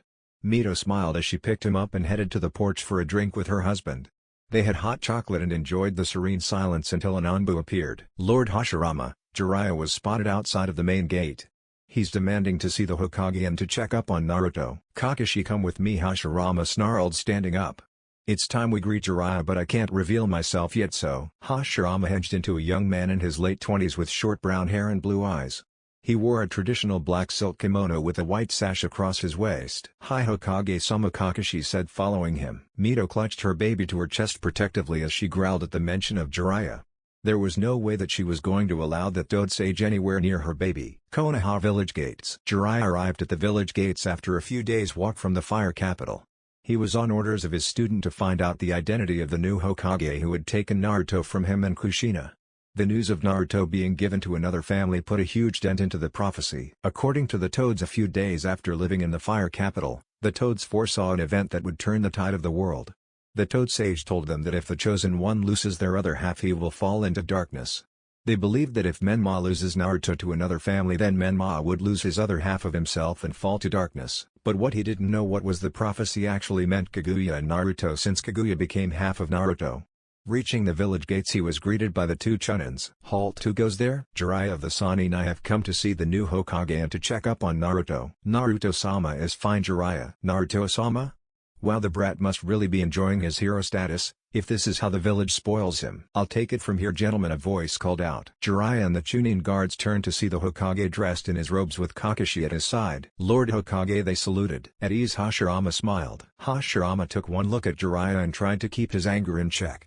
He was face to face with the man who drove a wedge within the Namikaze family. The man who agreed that Naruto should be left behind so his more powerful brother would be trained to control the fox's chakra. "So you're the new Hokage?" Jiraiya asked bluntly. "And you're the gallant mighty Jiraiya?" Hashirama asked. "I see you're in awe at my mighty reputation." Jiraiya boasted. "You mean as a perverted hermit who peeks on women in bathhouses? And who writes that filthy smut which I might add is insulting to women?" Hashirama pointed out coldly. Jiraiya felt like a sword was ran through his heart. This man clearly didn't see the mighty shinobi that was the mighty Toad Sage. "I'll have you know I'm the teacher of the 4th Hokage and the child of prophecy Menma Namikaze."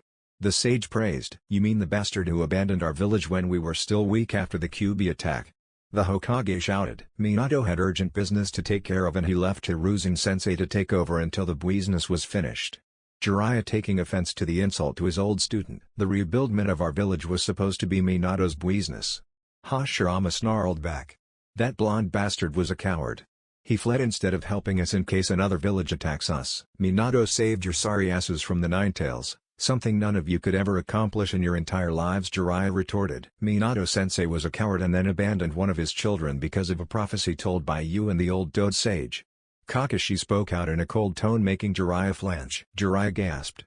"Kakashi, that's your sensei you're talking about, the man who took you in and raised like you were his own son." "That man is no longer my sensei," Kakashi shouted. "The day he abandoned his youngest son in the village was the day he abandoned me." Ooh, and the bastard can take this back. Kakashi tossed the three-pronged kunai Minato gave him for graduation to the ground in front of Jiraiya and stomped it into the dirt. Kakashi, Jiraiya said softly. Now what brings you back to the village?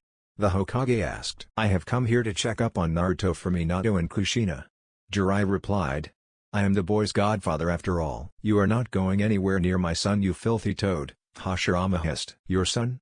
Jiraiya asked. Oh, that's right, you're the one who adopted the boy. Well duh, I made that clear in my letter as your eyesight is bad your luck with dating a woman. Hashirama seethed, burning Jiraiya. The toad sage couldn't believe that he just got burned by the Hokage's insult.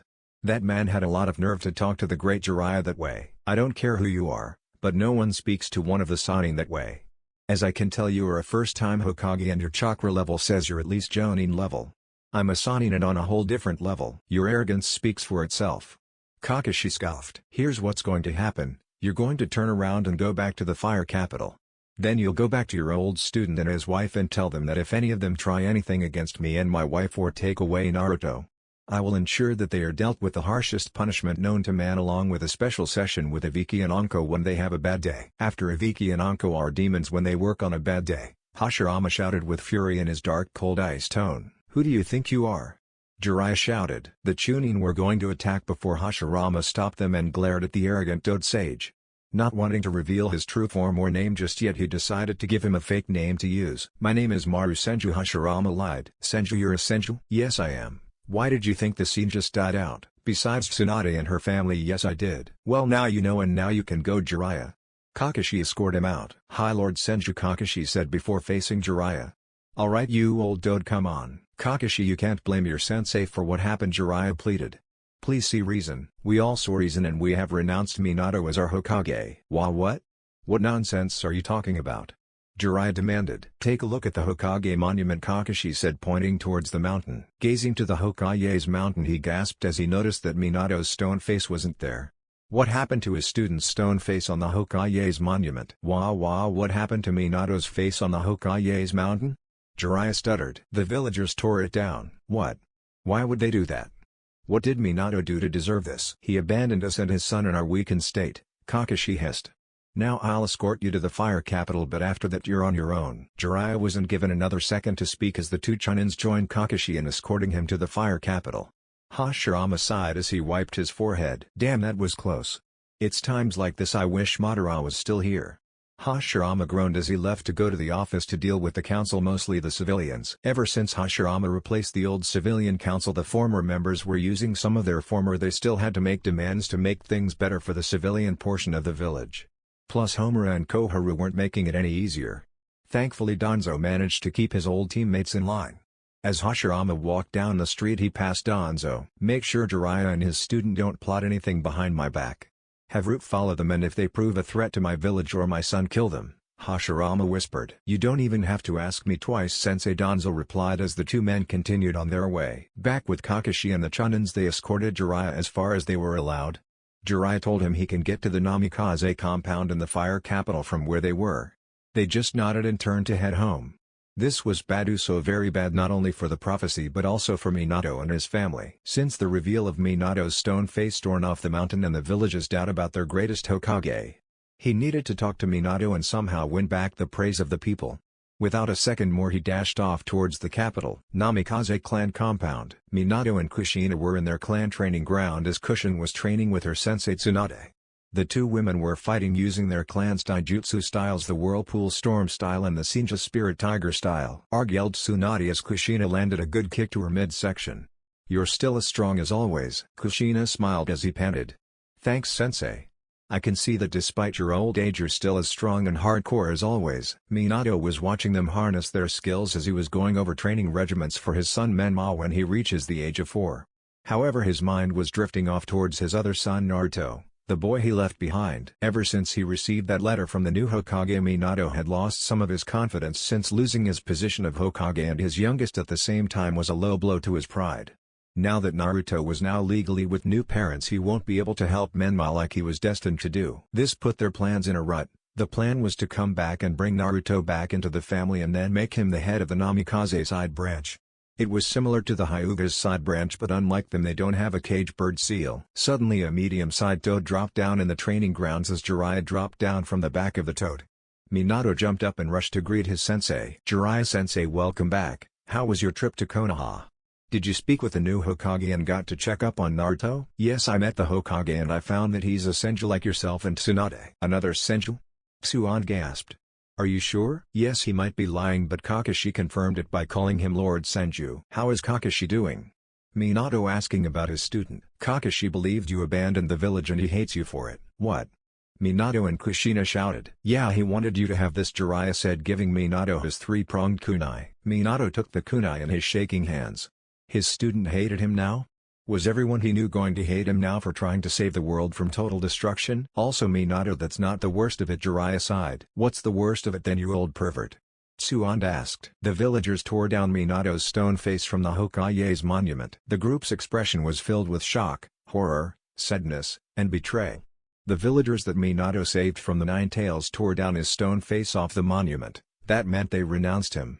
Minato felt betrayed by his own village. Kushina on the other hand was furious that the villagers would treat them like this after they saved them from the Kyuubi. Tsunade didn't know what to think, but she strongly believed Orochimaru had a hand in this. Who bets it was Orochimaru who convinced them to tear down Minato's face? Tsunade seethed. I do, Kushina hissed. I am beginning to believe it as well. Since Orochimaru hated me ever since he lost the Hokage election years ago. Talk about being a sore loser. Minato grumbled. Looks like we will have to win back the hearts of the people when we come back.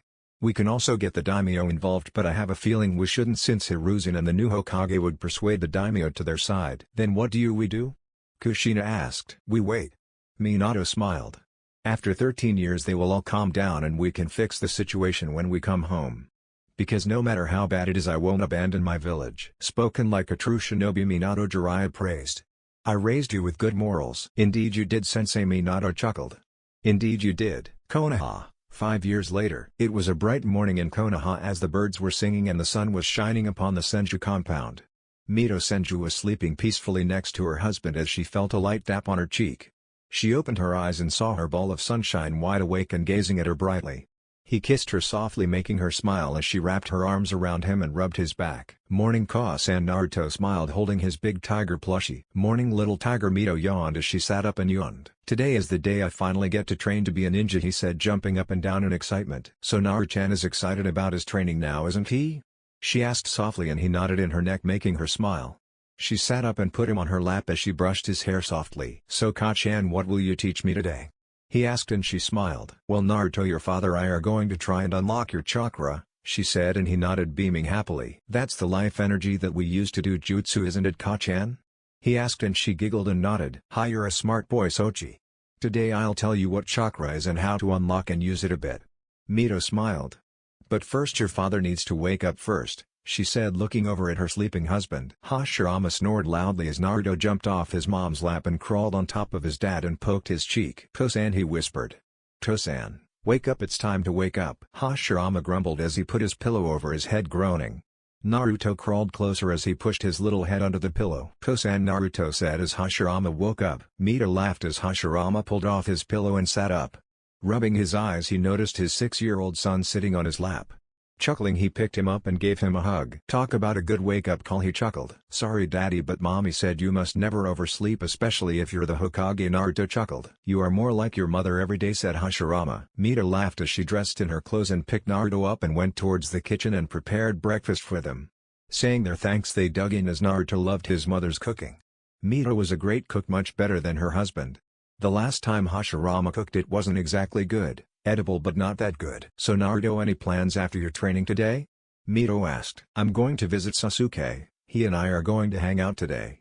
Naruto answered. Have you spoken with Mikado first? Yes, Ka-san, I spoke with Auntie Mikado yesterday and she said yes. Well, as long as she says it's okay, that's fine. But Fugaku-san doesn't seem to like me that much. Mito put down her fork as her son brought up Fugaku.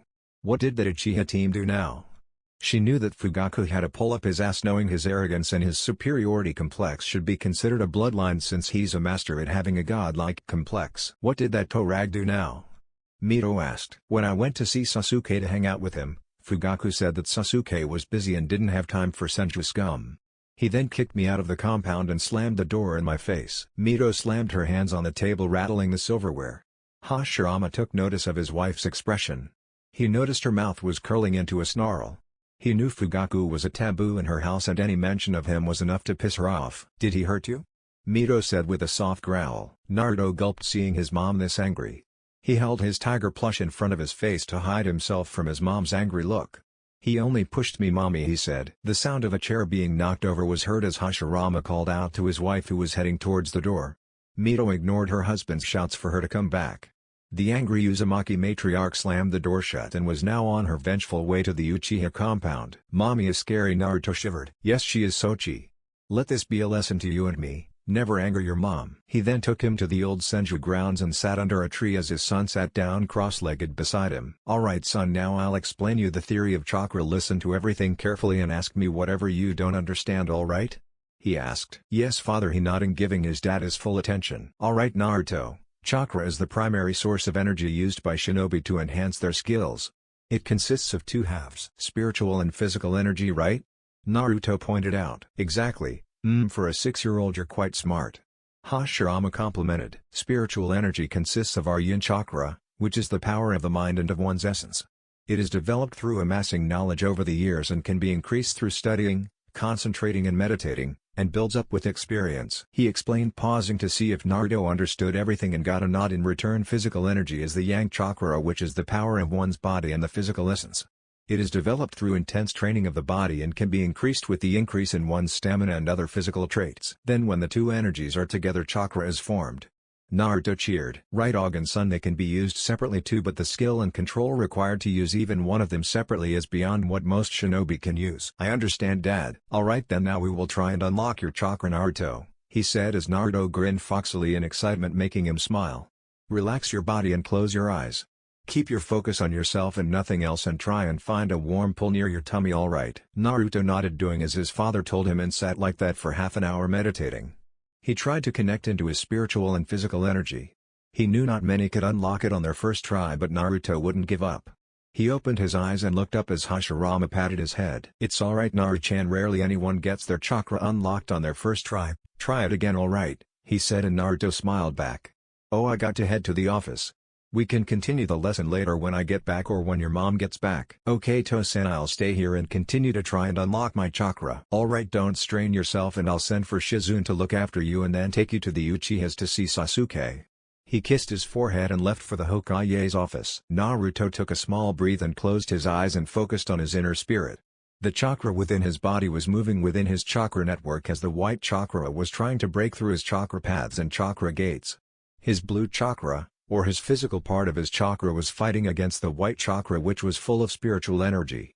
Wow, talk about an inner spiritual war. However, the white chakra broke through the chakra gates and flooded his system, engulfing his body. This chakra, it feels sentient.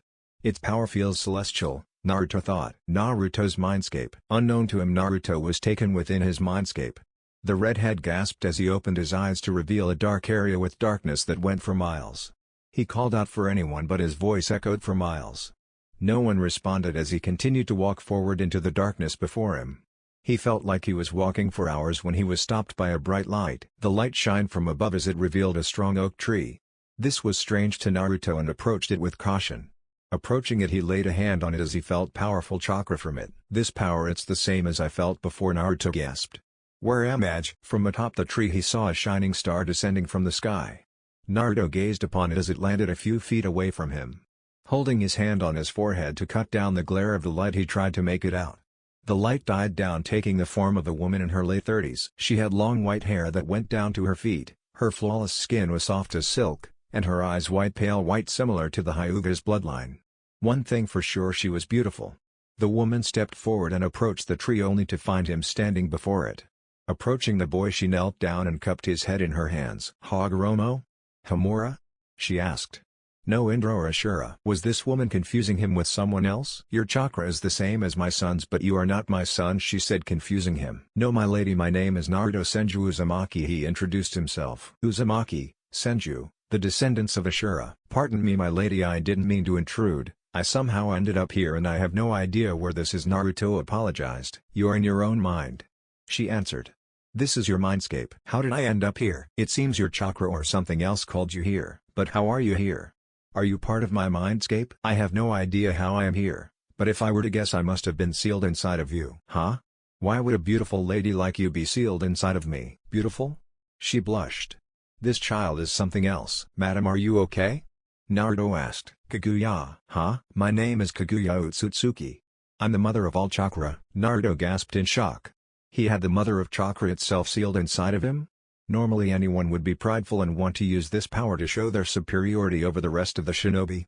But Naruto was different. His father used to say, the prideful are powerful, but their arrogance become their downfall. Basically speaking, no matter how powerful you are, the outcome depends on how you use it. Naruto went down to his knees in respect. Kaguya, I am honored to be in your presence. Naruto praised her. Child, stand up, do not bow. While I appreciate the respect, you shouldn't treat me like royalty, said Kaguya, but my parents said those of great importance must be shown the proper respect. You certainly were raised right, Kaguya chuckled. That's because he was raised right by actual parents, a voice spoke out making them look around. Who's there? Naruto called out. Look behind the tree. Naruto and Kaguya walked towards the darkness behind the tree and soon came to a giant gate. The gate was made of solid chakra steel-like bars with a giant circular seal on the center of the gate with the kanji tag for seal on it. Naruto wondered where the store even came from. Red chakra formed eyes and a mouth, spooking Naruto a bit. Who are you? Naruto asked frighteningly. My jailer has finally come to greet me after 6 long years. The voice chuckled. Jailer? Wait, you're sealed inside of me too? Correct, I'm the Kyuubi no Kitsune, the most powerful of the tailed beast. Kyuubi smirked. Wait, you mean the Kyuubi?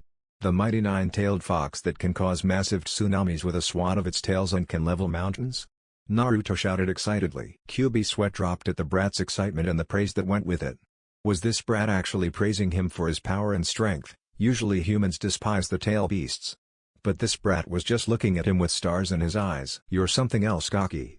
Normally people would cower in fear of me or try to use me as a weapon. That's terrible to treat a sentient being in such a manner, Naruto shouted, shocking Kyuubi and Kaguya. But how are you inside of me? We were told that you were sealed into the 4th Hokage's kid. Well, first I was forced to attack the village after I was ripped out of Kushina Uzumaki, my previous Jinchuriki. I was placed under a genjutsu by that bastard Uchiha. I couldn't control myself and almost brought the village to its destruction, until the Yondaime interfered. Minato Namikaze used the Reaper Death Seal to split me in half. My chakra into his eldest Menma and his youngest son. You. What? What did you say? Naruto gasped. Minato and Kushina are your birth parents. But they abandoned you to train your brother Menma to control my chakra. Naruto backed away as he clutched his head at what he was told. No, it couldn't be true. His mommy and daddy were the Hashirama and Mito. He cried as he looked at the fox. You're lying. My parents are Hashirama and Mito, not the 4th Hokage and his wife, he cried. Kit. I was sealed inside of you. I heard the entire thing when I was inside of you. Kyuubi roared. It can't be true, Naruto sobbed till he felt Kaguya's arms around him pulling him into a hug. It can't be true. It's true, little one. That bastard and bitch abandoned you as if you meant nothing to them. But thankfully Shinigami took pity on you and gave you a new family. What do you mean? Naruto asked, wanting answers. Kyuubi spent the next hour explaining the whole situation from the sealing to his abandonment at the hands of his old parents. Taking all that the Kyuubi told him, Naruto felt hatred for his old parents. But now he didn't care anymore. He had new parents. Thanks to the death god, he carried Mito and Hashirama's blood. They were his real parents. The Yondaime and his wife could go fuck themselves. He thanked the fox for telling him the truth. Thank you for telling me the truth. Naruto thanked the fox. You deserve the truth, Kit, Kyuubi said with sympathy. And you deserve more, Naruto said. He asked Kaguya to take him up to the seal tag. Kaguya floated up to the seal tag as Naruto tore the paper off. Kyuubi gasped, wondering what the Gaki was up to. Naruto asked Kaguya how he could undo the seal since he hasn't begun Fuinjutsu training. Kaguya explained as best she found for him to understand. The boy reached out and gripped his belly and turned the seal as the mechanical seal was beginning to unwind. The gates then swung open as the fox took his first step out. Why would you free me? I attacked your village, I killed many of your fellow ninja, and I'm one of the reason your parents abandoned you. Kyuubi asked, wanting to know why Naruto would free him. Naruto smiled up at him. It's simple, Kyuubi-san. You were forced to attack devoid of your own free will. My so-called birth parents made their choice. I got Hashirama To-san and Mito Ka-chan. I don't need the Namakazes in my life. I never met a human like you, Naruto. I have a feeling we will be good friends. There is nothing I would like more than that. And don't worry, I'll find a way to get your chakra back. That's my ninja way, believe it, Naruto promised, giving his classic foxy grin. Well, you better get back, I sense a human's presence coming towards you, Kaguya said. Will I ever see you two again? Naruto asked. Anytime you wish to see us, just focus your chakra and come into your mindscape. We'll be here when you come back. Kaguya smiled before kissing his forehead, making Naruto blush. The boy smiled with a goofy grin before fading away. Kaguya, unknown to Naruto, left him a little gift. Real world, Senju training grounds. Naruto soon found himself staring into the face of Shizune and Mito smiling down at him. Laughing, the Reed greeted his mom and Aunt Shizune. Well, hello there, sleepyhead, Mito smiled. Enjoy your nap? Mom, I got so much to tell you. I unlocked my chakra and I met the most amazing people in the world. Looking confused, Naruto told them about how he met Kaguya and the Kyuubi. Mito was shocked that Kyuubi told Naruto about his former parents, but was happy that he considered her and Hashirama his real parents. She was also shocked when Naruto told her about Kaguya Ootsutsuki, the mother of all chakra. With his newfound power, Naruto could be the second coming of Kaguya herself. Kachan, were you really Kyuubi's first Jinchuriki? Yes, Naruto, I was. Mom, can I let him out? I don't want Kyuubi to be sealed anymore. He's a living sentient being like we are. Ooh, Naruto, I wish we could, but if a tailed beast is removed from their container, the container dies. Mito answered him grimly. Then I'll find a safer way someday. I promised Kyuubi I would help him regain his powers and let him free. Why would you promise him that? Shizune asked. Because he's my friend, Naruto smiled. Shizune and Mito were shocked beyond belief. Did Naruto just say he and the Kyuubi were friends? Wow, this boy brings new surprises into their lives each and every day. Well, now that you're here, can we go to the Uchiha compound now? I want to see Sasuke. Ha ha ha ha, okay, let's go, Mito smiled as Shizune put Naruto on her back. Naruto loved piggyback rides from his parents, especially from Shizune. Shizune and Mito left the Senju compound with Naruto and headed towards the Uchiha compound. Uchiha compound. Sasuke was panting on the docks as he was once again trying to impress his father with the Grand Fireball Jutsu. But like always, the fireball only came out in the form of a small ball of fire. Fugaku sighed in agitation as his youngest son's failure once again in the Uchiha's prized fire technique. Satsuki, Sasuke's twin sister, managed to do it at the age of 5 and Itachi did it at the age of 6. But his youngest son failed the jutsu time and time again. Once again you failed, Sasuke, and wasted my time, Fugaku sighed. If you keep failing like this, you'll never be like your twin sister and older brother. Sasuke froze at the mention of his prodigy twin sister and older brother. Every single day of his life since he unlocked his chakra, he was always being compared to his siblings as if his skills weren't good enough. Seeing that Sasuke wasn't going to respond, Fugaku turned to leave to see how Satsuki was doing. When you learn to master the Grand Fireball Jutsu, come find me, Fugaku said coldly. Besides, I got to check up on Satsuki. She's going to show me her skills with the fire-style Phoenix Flower Jutsu. You could learn a lot from her. He finished before leaving. Sasuke grit his teeth and clenched his fists as blood seeped from his fingernails, digging into the skin. He had it with being compared to his arrogant twin sister. He screamed as he punched the ground, making the ground shake.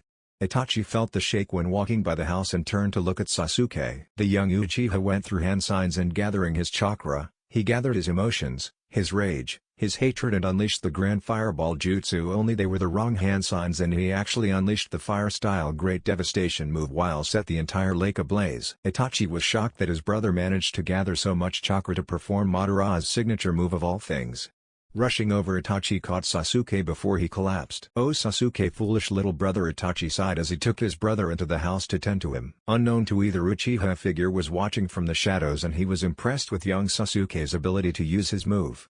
The man in the shadows was none other than the legendary Madara Uchiha. The Uchiha compound being overpacked was an understatement. If anyone didn't know better, they would assume the entire village have come for the party. Plus members from every main clan had made it to the gathering. Included in those were Hashirama Senju and his wife and son. It was the birthday of Sasuke and Satsuki Uchiha, except the party was mostly focused on Satsuki, the prodigy twin. Fugaku, still being the arrogant Torang who believed power over hard work, was beaming with pride at his daughter, his favorite. He quickly noticed that many important figures arrived to the party. Hell, even the fire daimyo even came. This party will show the most important people in the country what my pride and joy Satsuki can offer them. This will bring the Uchiha name to far greater heights than the small cesspool of a village, Fugaku thought boastfully. The guest hall arrived as Mikado greeted them. Mito Senju greeted her with a warm smile and Naruto gave her a lily from his little garden at home. The Uchiha matriarch accepted the flower with gratitude and gave Naruto a small kiss on the cheek. Thank you, Naruto. Mikado said. You're welcome, Auntie. Is Sasuke here? Oh why yes, he's in the training ground on the east side of our house. But he's been a little down in the dumps today. What? Why would Sasuke miss his own party?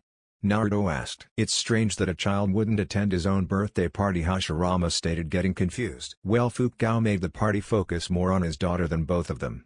You know how he is, Mikado said in irritation. Sasuke kinda outgrown birthday parties and he asked that we stopped celebrating it if all Fugaku cares about is Satsuki. Speaking of Fugaku, where is he? Mito asked sweetly. I need to talk to him for a little bit. Knowing what Mito had planned, she pointed to her husband that was speaking with the Daimyo. Thanking Mikoto with a nod, she walked off to talk to Fugaku about a certain incident a few days ago.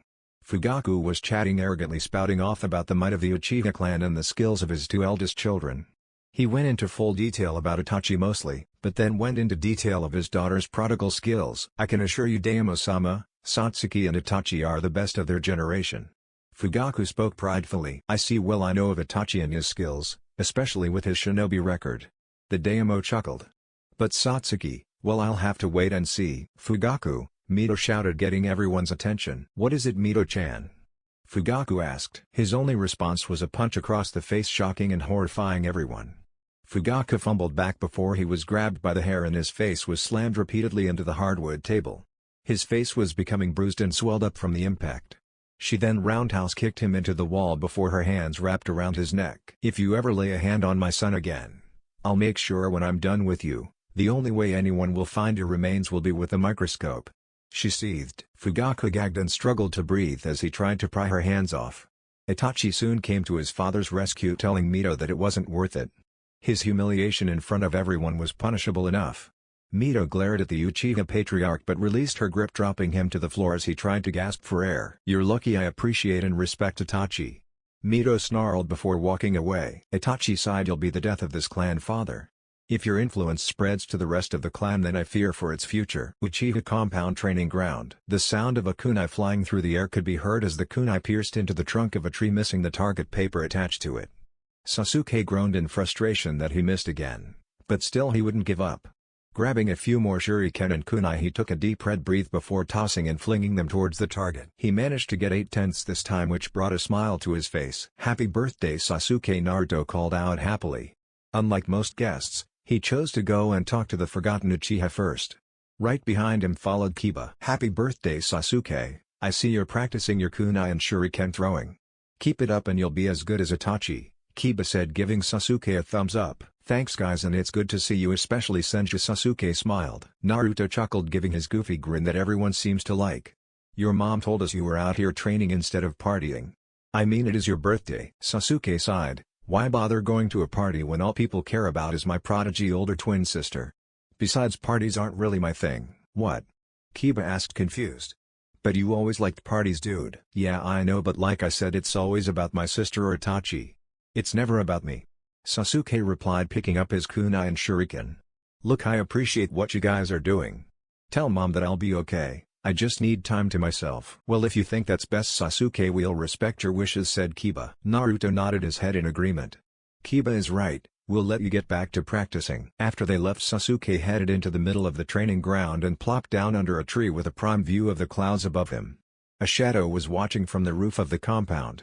Masking his chakra so no one could detect him, he jumped off the roof and landed in front of Sasuke. Sasuke, noticing the figure, jumped up and got into the interceptor taijutsu style. Calm yourself, young one.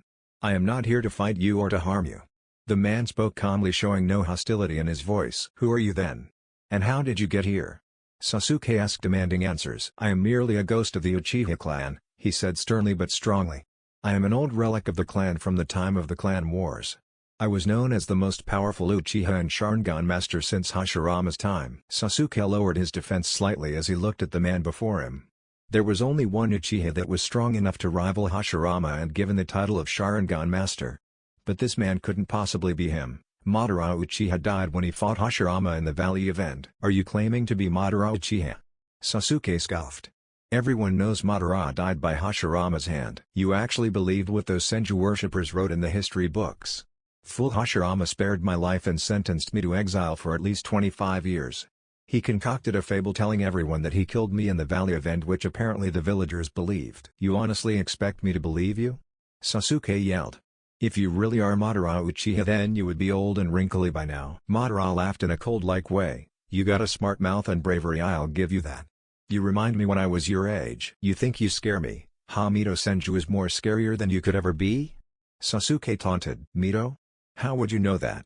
Madara asked. She and Hashirama-sama were brought back to life by the Shinigami. Hashirama is alive? Madara gasped. Yes, and they are attending my twin's birthday party right now. Your twin? Wouldn't that make it your birthday? Yeah, but the only ones who care are Itachi-ni-san, Kachan, and my two best friends Naruto Senju and Kiba Inuzuka. Naruto Senju? There are still Senjus left around? Yeah, Sasuke said before shaking his head. Wait, what am I telling you for?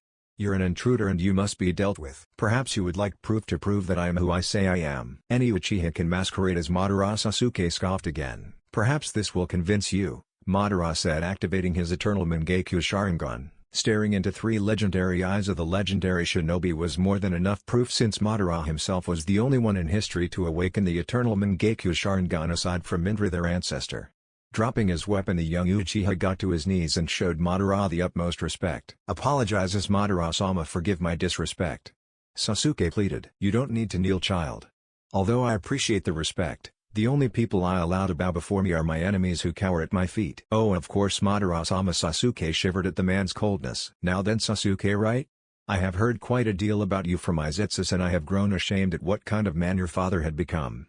It sickens me that he prides himself on power alone and the strength that comes with hard work and relying on your comrades. Father, just, Sasuke stuttered, trying to get the words to come out. He is a coward, Madara shouted. The Uchiha clan has truly fallen if this is what the future generation will be like. We Uchiha are similar to the Uzumaki clan. We put family first above all else. Apparently, from what you told me, most of the clan and your father don't value you as they do your sister. Madara sensed a chakra signature coming towards them. Enjoy the party. I have a plan that will set you free from what your father has planned for you. The elder Uchiha stood vanished in a sunshine as Satsuki came rushing out. Sasuke turned to see his sister coming towards him. He didn't have time to deal with her superiority complex. Sasuke Baka, everyone is here. It's time to open our presents. Behind her stood her two friends, two civilians waiting impatiently. Satsuki had an annoyed look on her face, no doubt mad at her Aniki for taking up so much time. Uchiha Compound West area. Sasuke sighed and walked with them. When they arrived at the west side of the house where the party was in full swing, Sasuke stood with Naruto and Kiba. He saw his family walk out and he rushed over, struggled to catch up to them in the waves of people. He forced his way to the front. He heard a few calls of happy birthdays to his sister and many compliments. He however got none. It definitely bothered him, but he'd gotten pretty used to it. He noted that his father, mother, sister, and big brother stood in front next to the table. On it were many large boxes. No doubt for the Satsuki. He hadn't gotten any presents from the clan minus his mother, brother, Naruto, Kiba, and Lord and Lady Senju. But often his father got him at least one gift, even though it was a last-minute gift. Everyone quiet down, Fugaku said to calm the crowd. We're all gathered here today to celebrate the 5th birthday of my twins. For the first presents, I'd like to give Satsuki these, he said while pushing the presents forward. As Satsuki opened them, a big smile appeared on her face. "Aw, so cool," Satsuki yelled out. She first pulled out a new set of equipment, which were mostly kunai and other stuff. She reached out and pulled out a brand new sealing kit. No doubt one that costed a fortune. Her father spared no expense on his daughter. While sealing is an expensive art, your mother and I saved up and decided to buy these for you, Mikito remarked. With a little help from Mito-chan. Satsuki spent a while marveling at the gifts before everyone dispersed, leaving Sasuke alone again. It seemed they really only wanted to gather the crowd's attention for the big surprise presents. Before he could move to find more people, he felt a large hand grab his head and ruffle his hair. "You didn't think I forgot about you?" He turned around to see his mom grinning down at him. "Here you go, sweetie." He tossed a large parcel to Sasuke. Getting excited, he opened the parcel to reveal a long katana shine to a mere sheen. The handle was carved into a dragon head shape with emeralds for the eyes. The sword belonged to Izuna Uchiha, Madara's brother. Originally Fugaku was going to give it to his son Itachi, but his eldest turned it down. Then he wanted Satsuki to have it, but Mikito, being the descendant of Izuna, had full authority over the possession of the sword and declared it would go to Sasuke. "Thank you, Kasan." Sasuke thanked her. "I'll take good care of Izuna Gigi's sword." He was then greeted by a few people along the way. He saw the Senju family and Naruto. Hashirama gave him a scroll containing Madara's basic fire-based jutsus level Z to A rank. He took the scroll and thanked the Hokage many times. Hashirama chuckled, telling him it was no problem. Next was Naruto, who gave Sasuke a raven pendant with the kanji for hope on it. This pendant will remind you that no matter what there is always hope. Naruto smiled. Thank you Naruto, Sasuke replied. Fugaku sensed his youngest looking at him before the boy looked away from him. He could see that his youngest was good friends with the Senju clan and the Hokage himself. This could work to his advantage, especially since Naruto is the heir to the Senju and Uzumaki clan. He could probably have an alliance with Hashirama, perhaps even a marriage contract. Hey To-san, Sasuke called out hesitantly. I was wondering when we could talk about my training. Fugaku sighed at this. Might as well make it as fast as possible. His son asked him many times in the past, so it was best to let him know how important his sister's training was. Sasuke, I've decided to push back your training till your graduation. Your sister had just started working on the meteor fireball jutsu, which a powerful and dangerous technique. She's also close to controlling it. I'm sure you remember the incident a week ago. So to prevent it from happening again, she needs constant supervision, which the elders will be teaching her. And with me being busy with clan matters and village politics getting tense, and I can't even help your sister, let alone you. Fugaku felt all the reasons were justified. Besides, it wasn't like Sasuke would actually wait till graduation. He figured that if he gave his son a date a long way off, he could surprise him by starting it earlier than he promised. Fugaku didn't even have time to gauge Sasuke's reaction, which was one of devastation, before a voice rang out in the room, and it filled with the familiar smell of killer intent. I'll train him if you or the clan can't find the damn time to train him. Stepping into the room was the Madara Uchiha. Unbeknownst to Fugaku, Sasuke was praising Kami at the chance to train. If he couldn't with his father, then Madara himself was the next best thing. Madara? Hashirama said, making everyone gasp. The Uchiha clan was in shocked silence, especially Fugaku, who was sweating in the presence of the greatest Uchiha to ever live. Madara stood there in all his glory, dressed in his clan war's armor. His appearance looked as if he hasn't aged a day. His attitude and expression was still as cold as his heart. It's been a long time, Hashirama. So you're finally back from exile? Exile? Mito asked. I thought you killed him. No, that was a lie. Hashirama fed the village to spare me the embarrassment, said Madara. Hashirama spared my life and exiled me from the land of fire to live out my days for 25 years. Now here I am, and I come home to see my clan at its lowest. Our clan has been in the best shape for years. Fugaku argued. In your eyes maybe, but your treatment of family proves otherwise, Madara shouted, shutting him up. The Uchiha clan is clan based off of our sister clan, the Uzumaki. We put family first. That means equality in everything. Not that I am happy to see you, Madara. But what brings you here? Hashirama asked again. I came across Sasuke and he told me about the state of the clan and how his childhood went. I'm very ashamed of my clan right now. So ashamed I can't believe I'm even related to the Uchiha. Madara sneered, shaming the clan and its members. Now as for what I said before, I've come to take Sasuke on as my apprentice. Gasps were heard among the Uchiha. Being a student or apprentice of Madara Uchiha was an honor in itself.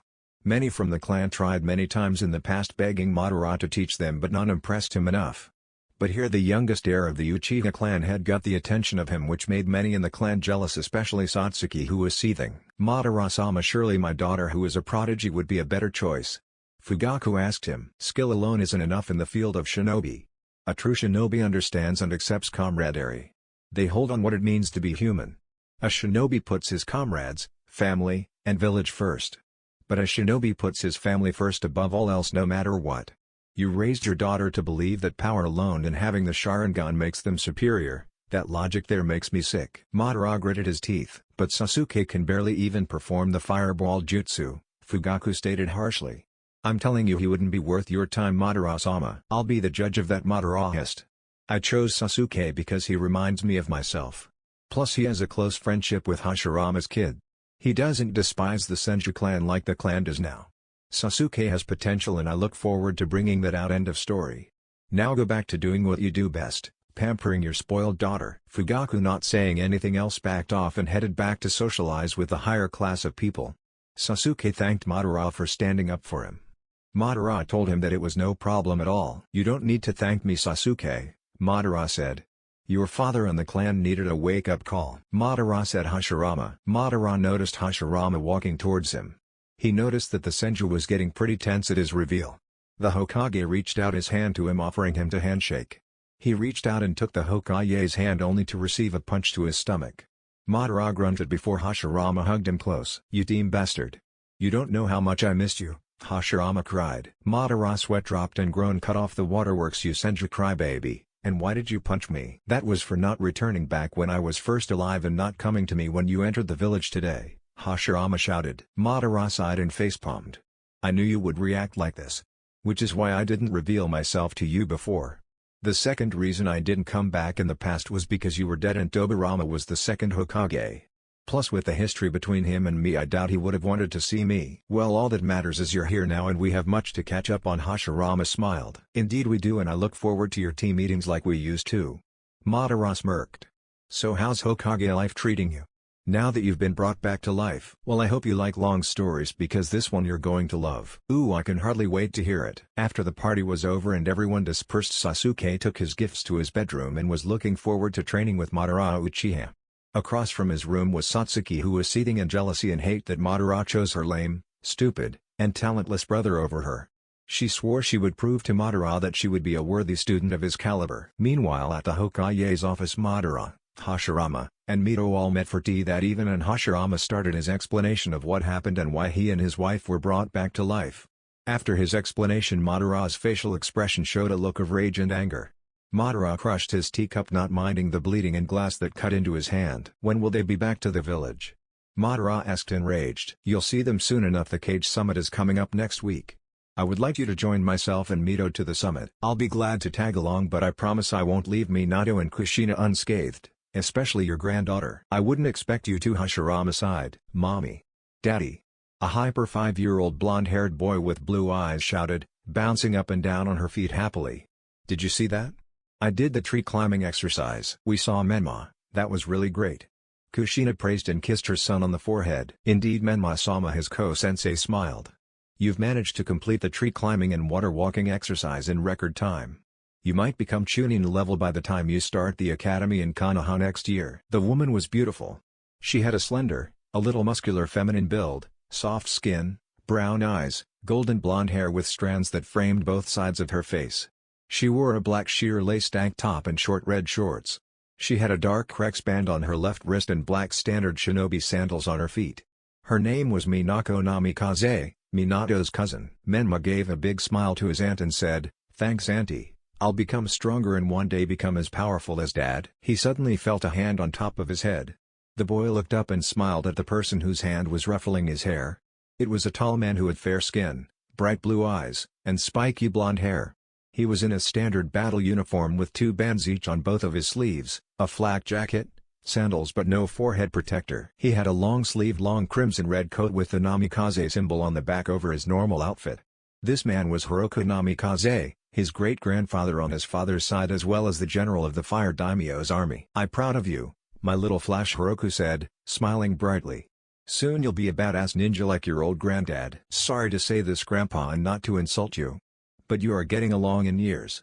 You ever thought of retiring?" Minato joked. Hiroku took it with a scoff. Honesty youngsters these days, he thought. You would think his grandson would see that despite the old man's age he was still the greatest general of the modern day in Fire Country.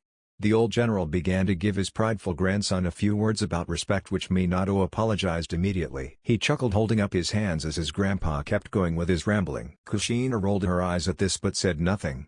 She loved the old man for all he had done for them after they left the village and arrived at the capital. Hiroku understood the entire situation and did everything he could to ensure the prophecy came to fruition. He also agreed with them when he was told they left Naruto back in the village. In her eyes, Hiroku was more understanding of the situation than Hiruzen. He also agreed that he would be the one to teach Naruto the skills needed to lead the Namikaze clan side branch since the last one, Minato's uncle, died yesterday. The plan was foolproof as Kushina thought it would allow Naruto to feel part of something greater. He would be able to help his brother save the world but also become the new guardian of the clan. Now to some they would just claim that Naruto will be like Hisashi Hyuga and become nothing more than a servant. But to her it was having Naruto show loyalty to his family. Not to mention Minako had a daughter just around Naruto's age, and it was agreed that Naruto and Minako's daughter Miku would marry since Miku and Naruto would rule the side branch together. Plus she also managed to set up an arranged marriage for Naruto with Mila, the niece of the leader of Nadeshiko. Naruto wouldn't have to worry about finding love. He would have everything he could ever want once he's free from the new Hokage's influence. Anyway, hearing enough of their bickering, she silenced both men. "All right, you two, enough of your bickering," Kushina shouted, making them look at her. We need to start training Menma in the family shinobi arts. Yes, what am I going to learn? Menma asked excitedly. Sealing, Dad's Hiroshin or Grandpa's signature lighting style jutsu? Haha, chip off the old block. Hiroko chuckled. He's just like his grandpa. He better not end up smoking and drinking like you? Kushina groaned. I'm also gonna be the next Hokage. The boy pumped his fist in the air, smiling brightly. I'm going to challenge the new Hokage and take that hat in honor of the Namikaze. And I'll make them pay for taking narutowhatif from us. Kushina grinned while pointing a finger at her husband and grandfather-in-law. See, boys. Menma is going to be like his mother. Moving on to her son, she knelt down in front of him and put hands on his shoulders. To be Hokage was my dream. I was going to prove to the Leaf that even an outsider can accomplish anything. However, my dream was taken from me by your father.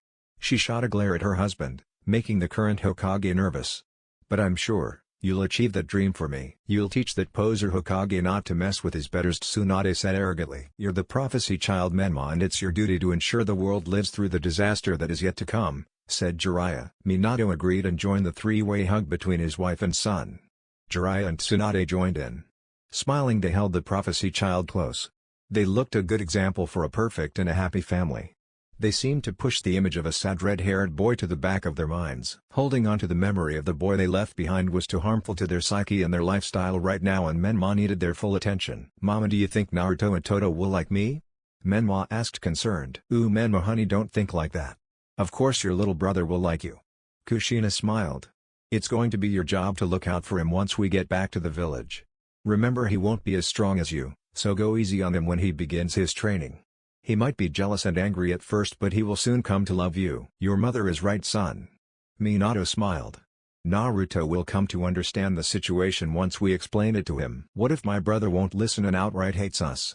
Menma asked. Then we will do what we can to lessen that hate and try to be there for him as best we can, Kushina answered. You're right, I'm the child of prophecy, the boy boasted. And I'm a Namikaze, Senju, and a Uzumaki.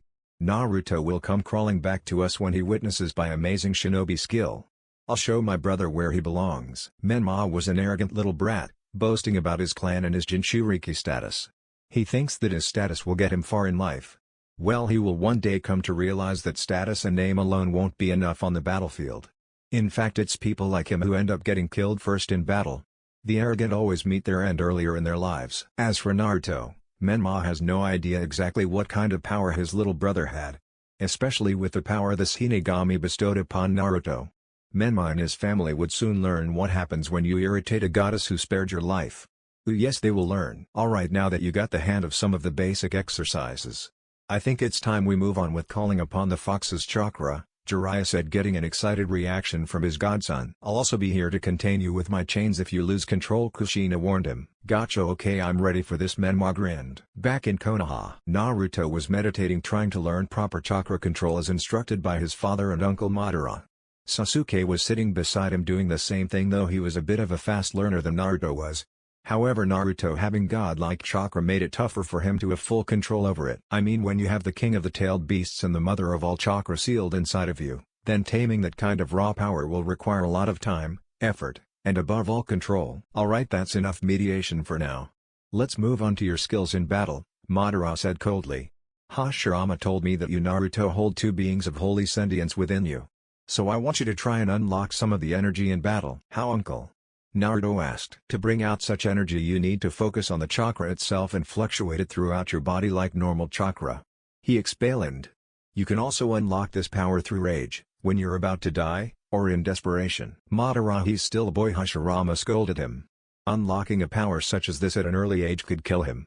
I suggest a spar. Very well, Hashirama. Sasuke. Hi, Madara-sensei. Sasuke said quickly. You will test Naruto's skills. Hi, Sasuke replied as he faced Naruto. Both boys gave the sign of camaraderie and got into the taijutsu stance.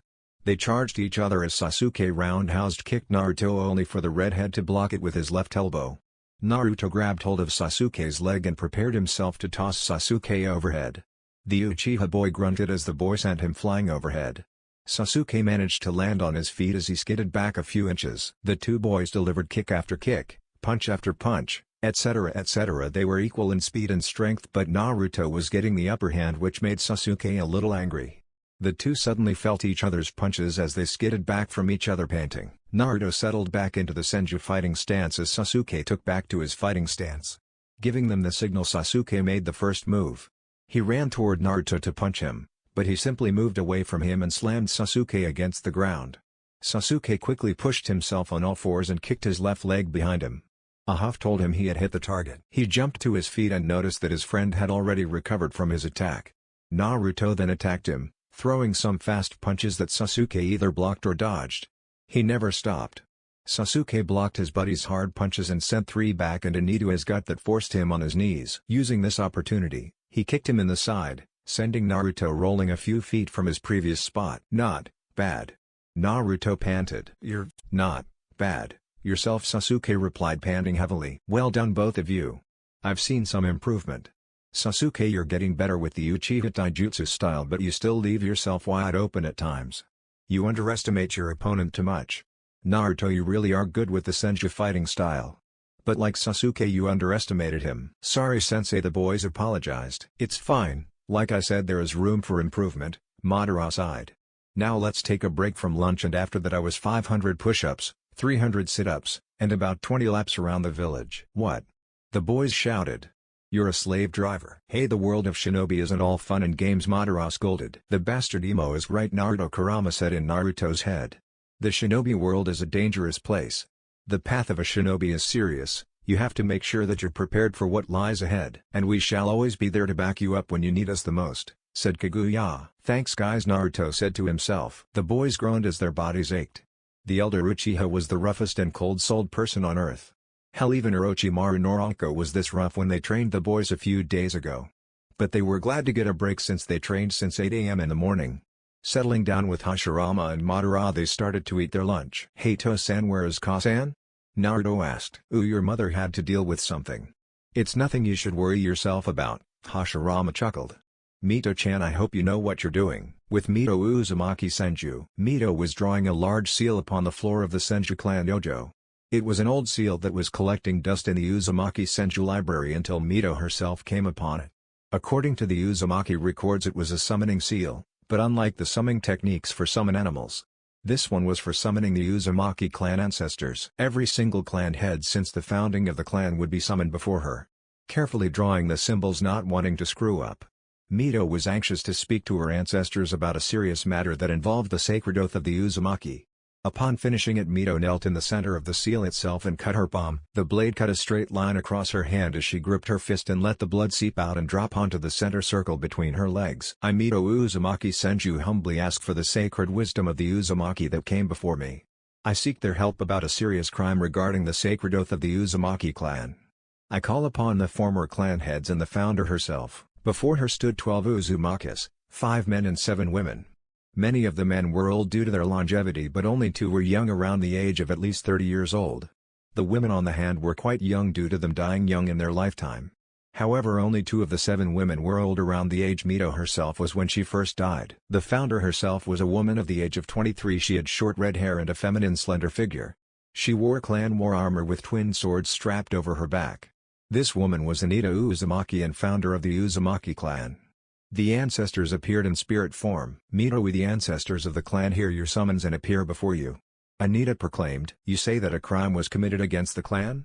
An elderly man asked. Yes, there is, Mito said grimly. As you know, Shinigami-sama brought back myself and Hashirama to the land of the living. We can see that since you've regained your youth. One of the younger male Uzumaki spirits replied. I am here to bring forth the crimes Kushina Uzumaki and Tsunade Senju have committed, Mito said in a harsh tone. Kushina has abandoned her youngest son in favor of a prophecy. What? The spirits reacted. What proof do you have? One of the young female Uzumaki spirits asked. This is a very serious allegation. Mito explained that the Shinigami told her and Hashirama, along with what Hiruzen told them. To say the spirits weren't happy was an understatement. No, they were more than just unhappy, they were furious. Each former clan head showed their disgust and disappointment. But the founder herself showed a whole different level of anger. I see truth in your words, and we the spirits of the clan shall decide the fate of the criminals, Anita sneered. That's all I ask, Mito said calmly. After a few minutes the spirits were deliberating over what the punishment should be. After all, the punishment must match the severity of the crime. After much consideration they finally agreed on a punishment. It was decided that Kushina and Tsunade would suffer the only punishment that would make even the toughest Uzumaki break. The spirits and I have decided to punishment Kushina and Tsunade with punishment number 13. Mito gasped since punishment number 13 was only for those that truly have broken the sacred oath that every Uzumaki takes when they turn 7 years old. But it was up to the spirits and the founder of the Uzumaki to decide the person's fate. Kushina and Tsunade are henceforth stripped of their Uzumaki name. Their Uzumaki blood will become dormant and their reproductive organs shall and will forevermore become barren. They shall no longer be allowed to bring new life into the world, Anita shouted. May Kami hear our declaration and carry out the will of the ancestors. Somewhere in the fire capital Kushina and Tsunade without their knowledge would be feeling quite a strange feeling in their lower bodies and their chakra reserves. Kushina especially will feel the most different since not only will she not be able to reproduce but her chakra chains will be taken from her as well. The punishment was carried out and Mito thanked her ancestors for what they've done. One of the male Uzumaki spirits told Mito that because of their removal from the Uzumaki clan head status soon fell upon her shoulders. Her son Naruto would also inherit the title of Lord Uzumaki when he reaches the status of Chunin or when he turns 16. Mito bowed her head in thanks as the ancestors felt their time in the mortal world fading. They wished her luck as the seal lost his powers and the Uzumaki spirits returned to the afterlife. Getting up and dusting herself she decided to head out to check on her son and his training.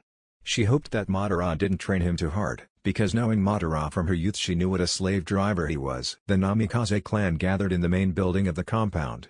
The chamber was a round-shaped room with each clan member seated according to their ranking within the clan. Unlike the Uzumaki clan, the Namikaze settle clan matters differently. Each part of the clan, such as the civilian, shinobi, and elders sectors deal with matters based on their rank, but the clan head had the final say in any matter they decide. The chamber itself were now filled with exactly 350 Namakazes. The center table in the room with 3 seats was for the clan head, the clan head's wife, and clan heir. The doors opened to reveal Manu Namikaze, the clan head of the Namikaze with Minato and Kushina following him behind. The clan stood up in respect as proper protocol.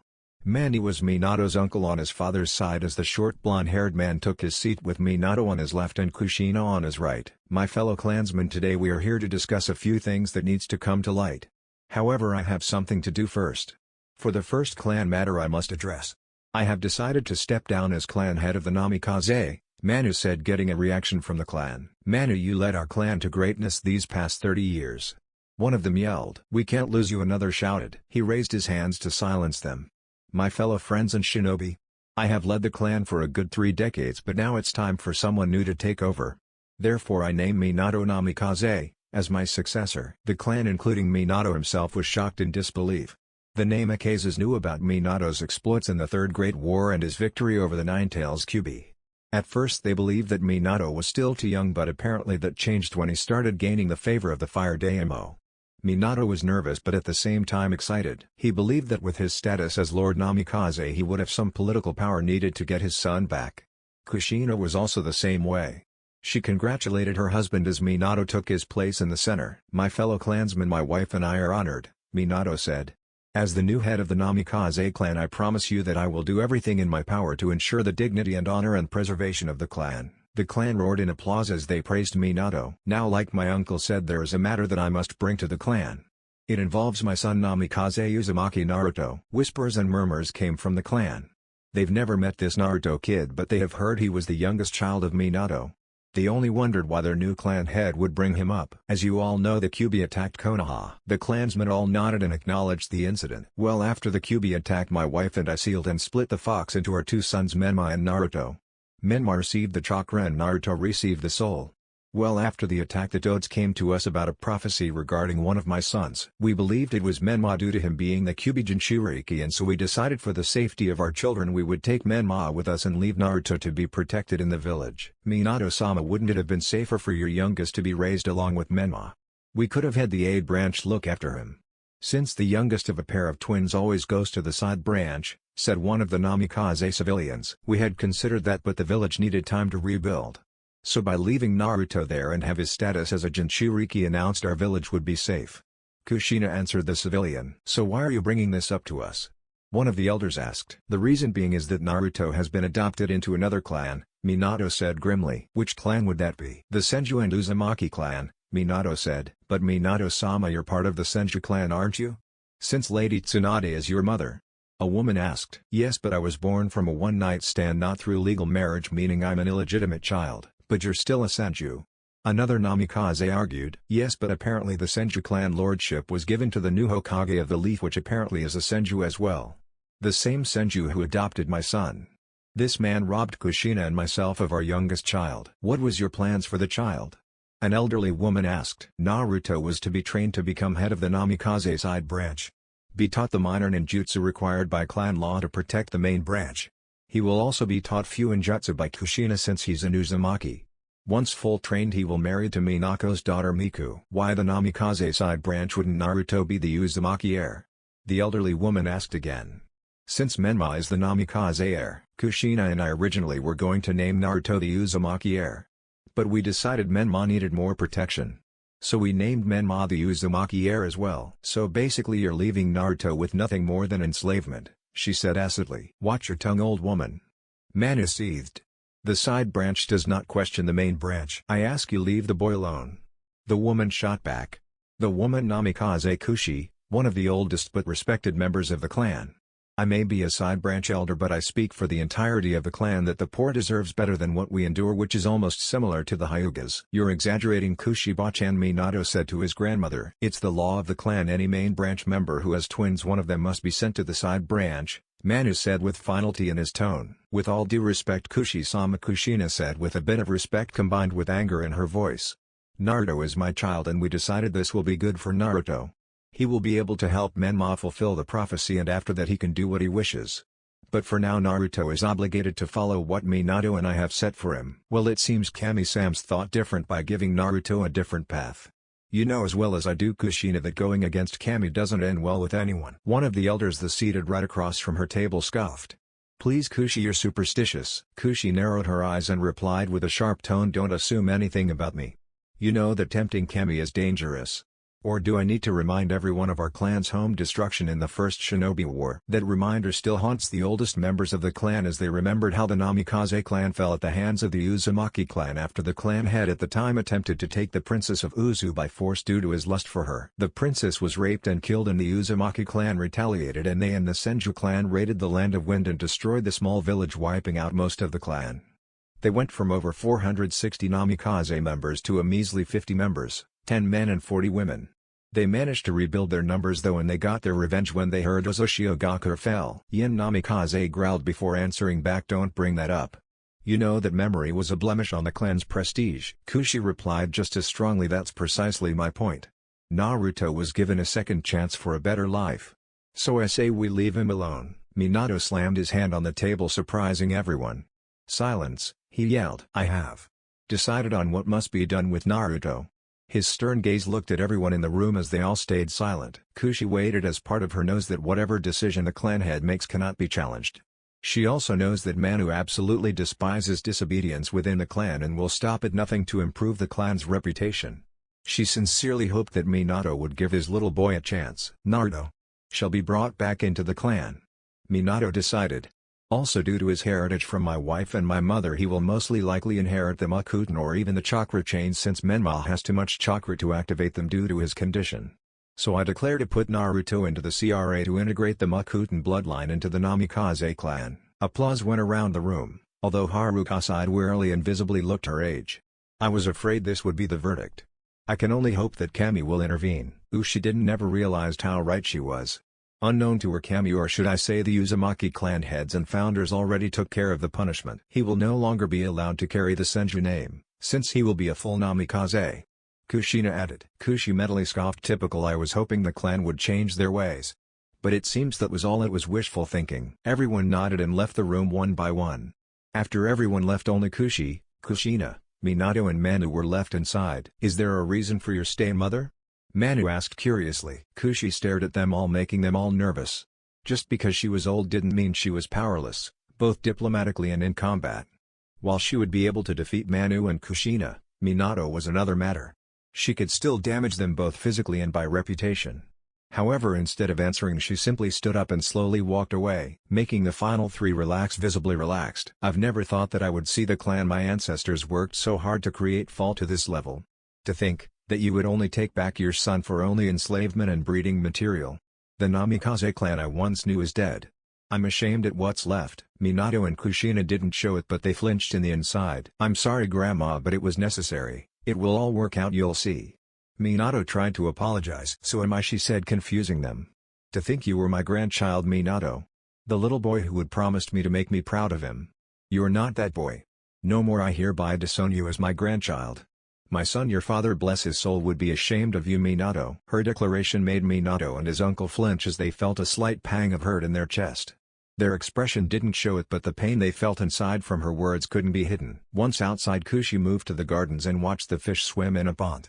They were all gliding along the water, creating a dance that was peaceful in the old woman's mind. "How the mighty have fallen," she said to herself. Suddenly a feeling was blowing in the wind as a shadowy figure dropped from the roof of the compound.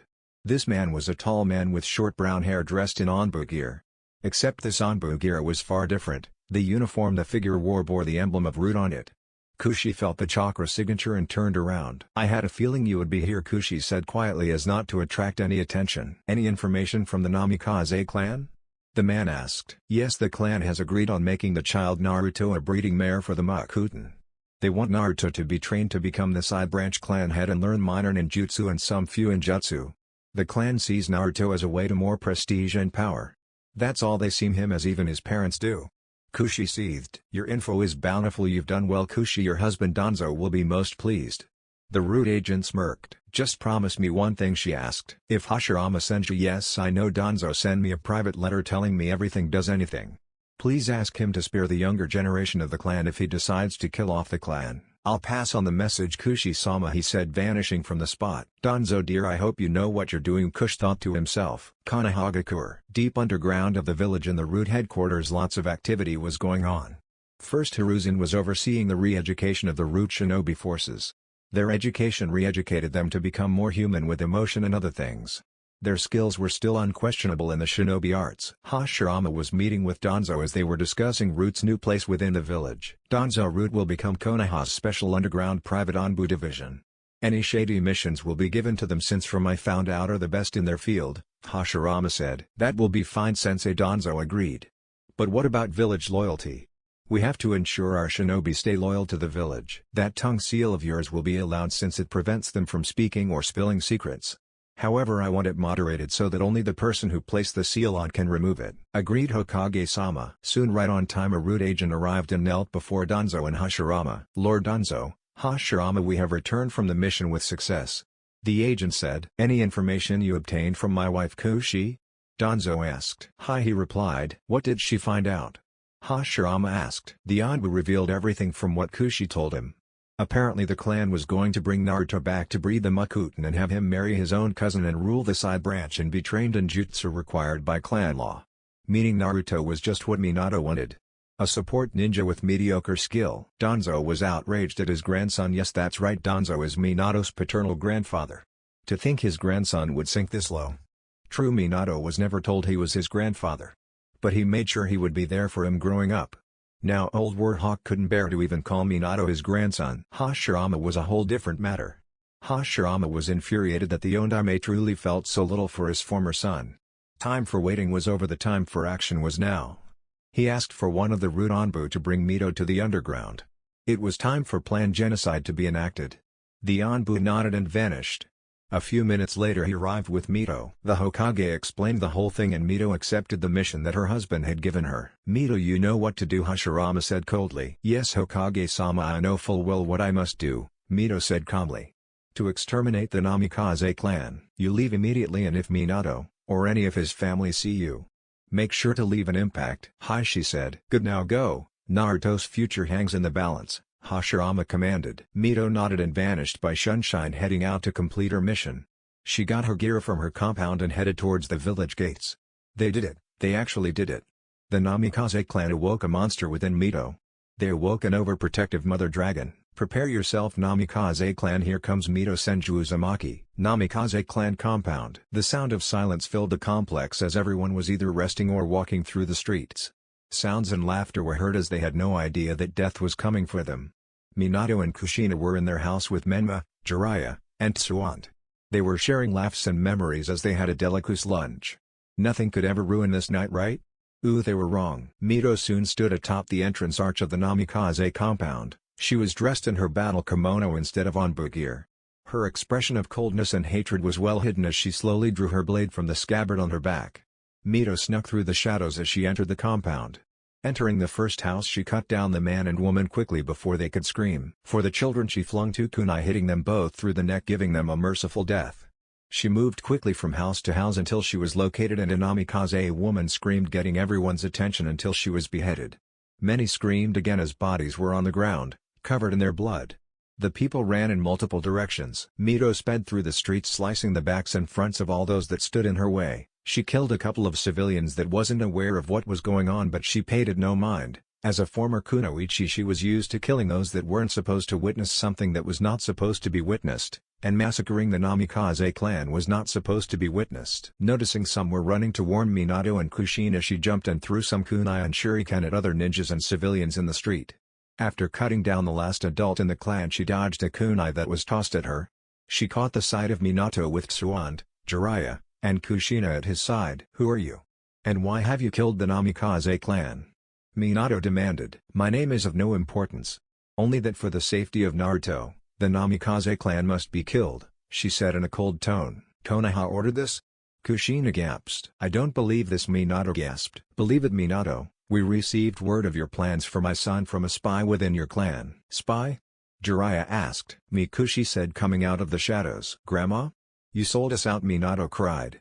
"Why?" "This clan had fallen from grace a long time ago.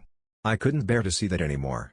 So yes, I sold the clan out, and for good reason." "Well said," Mito laughed. "Wait, you said your son, so you're the wife of the new Hokage? Show yourself then, show yourself, Uzumaki," Kushina demanded. The moonlight shined through the clouds as the woman stepped forward.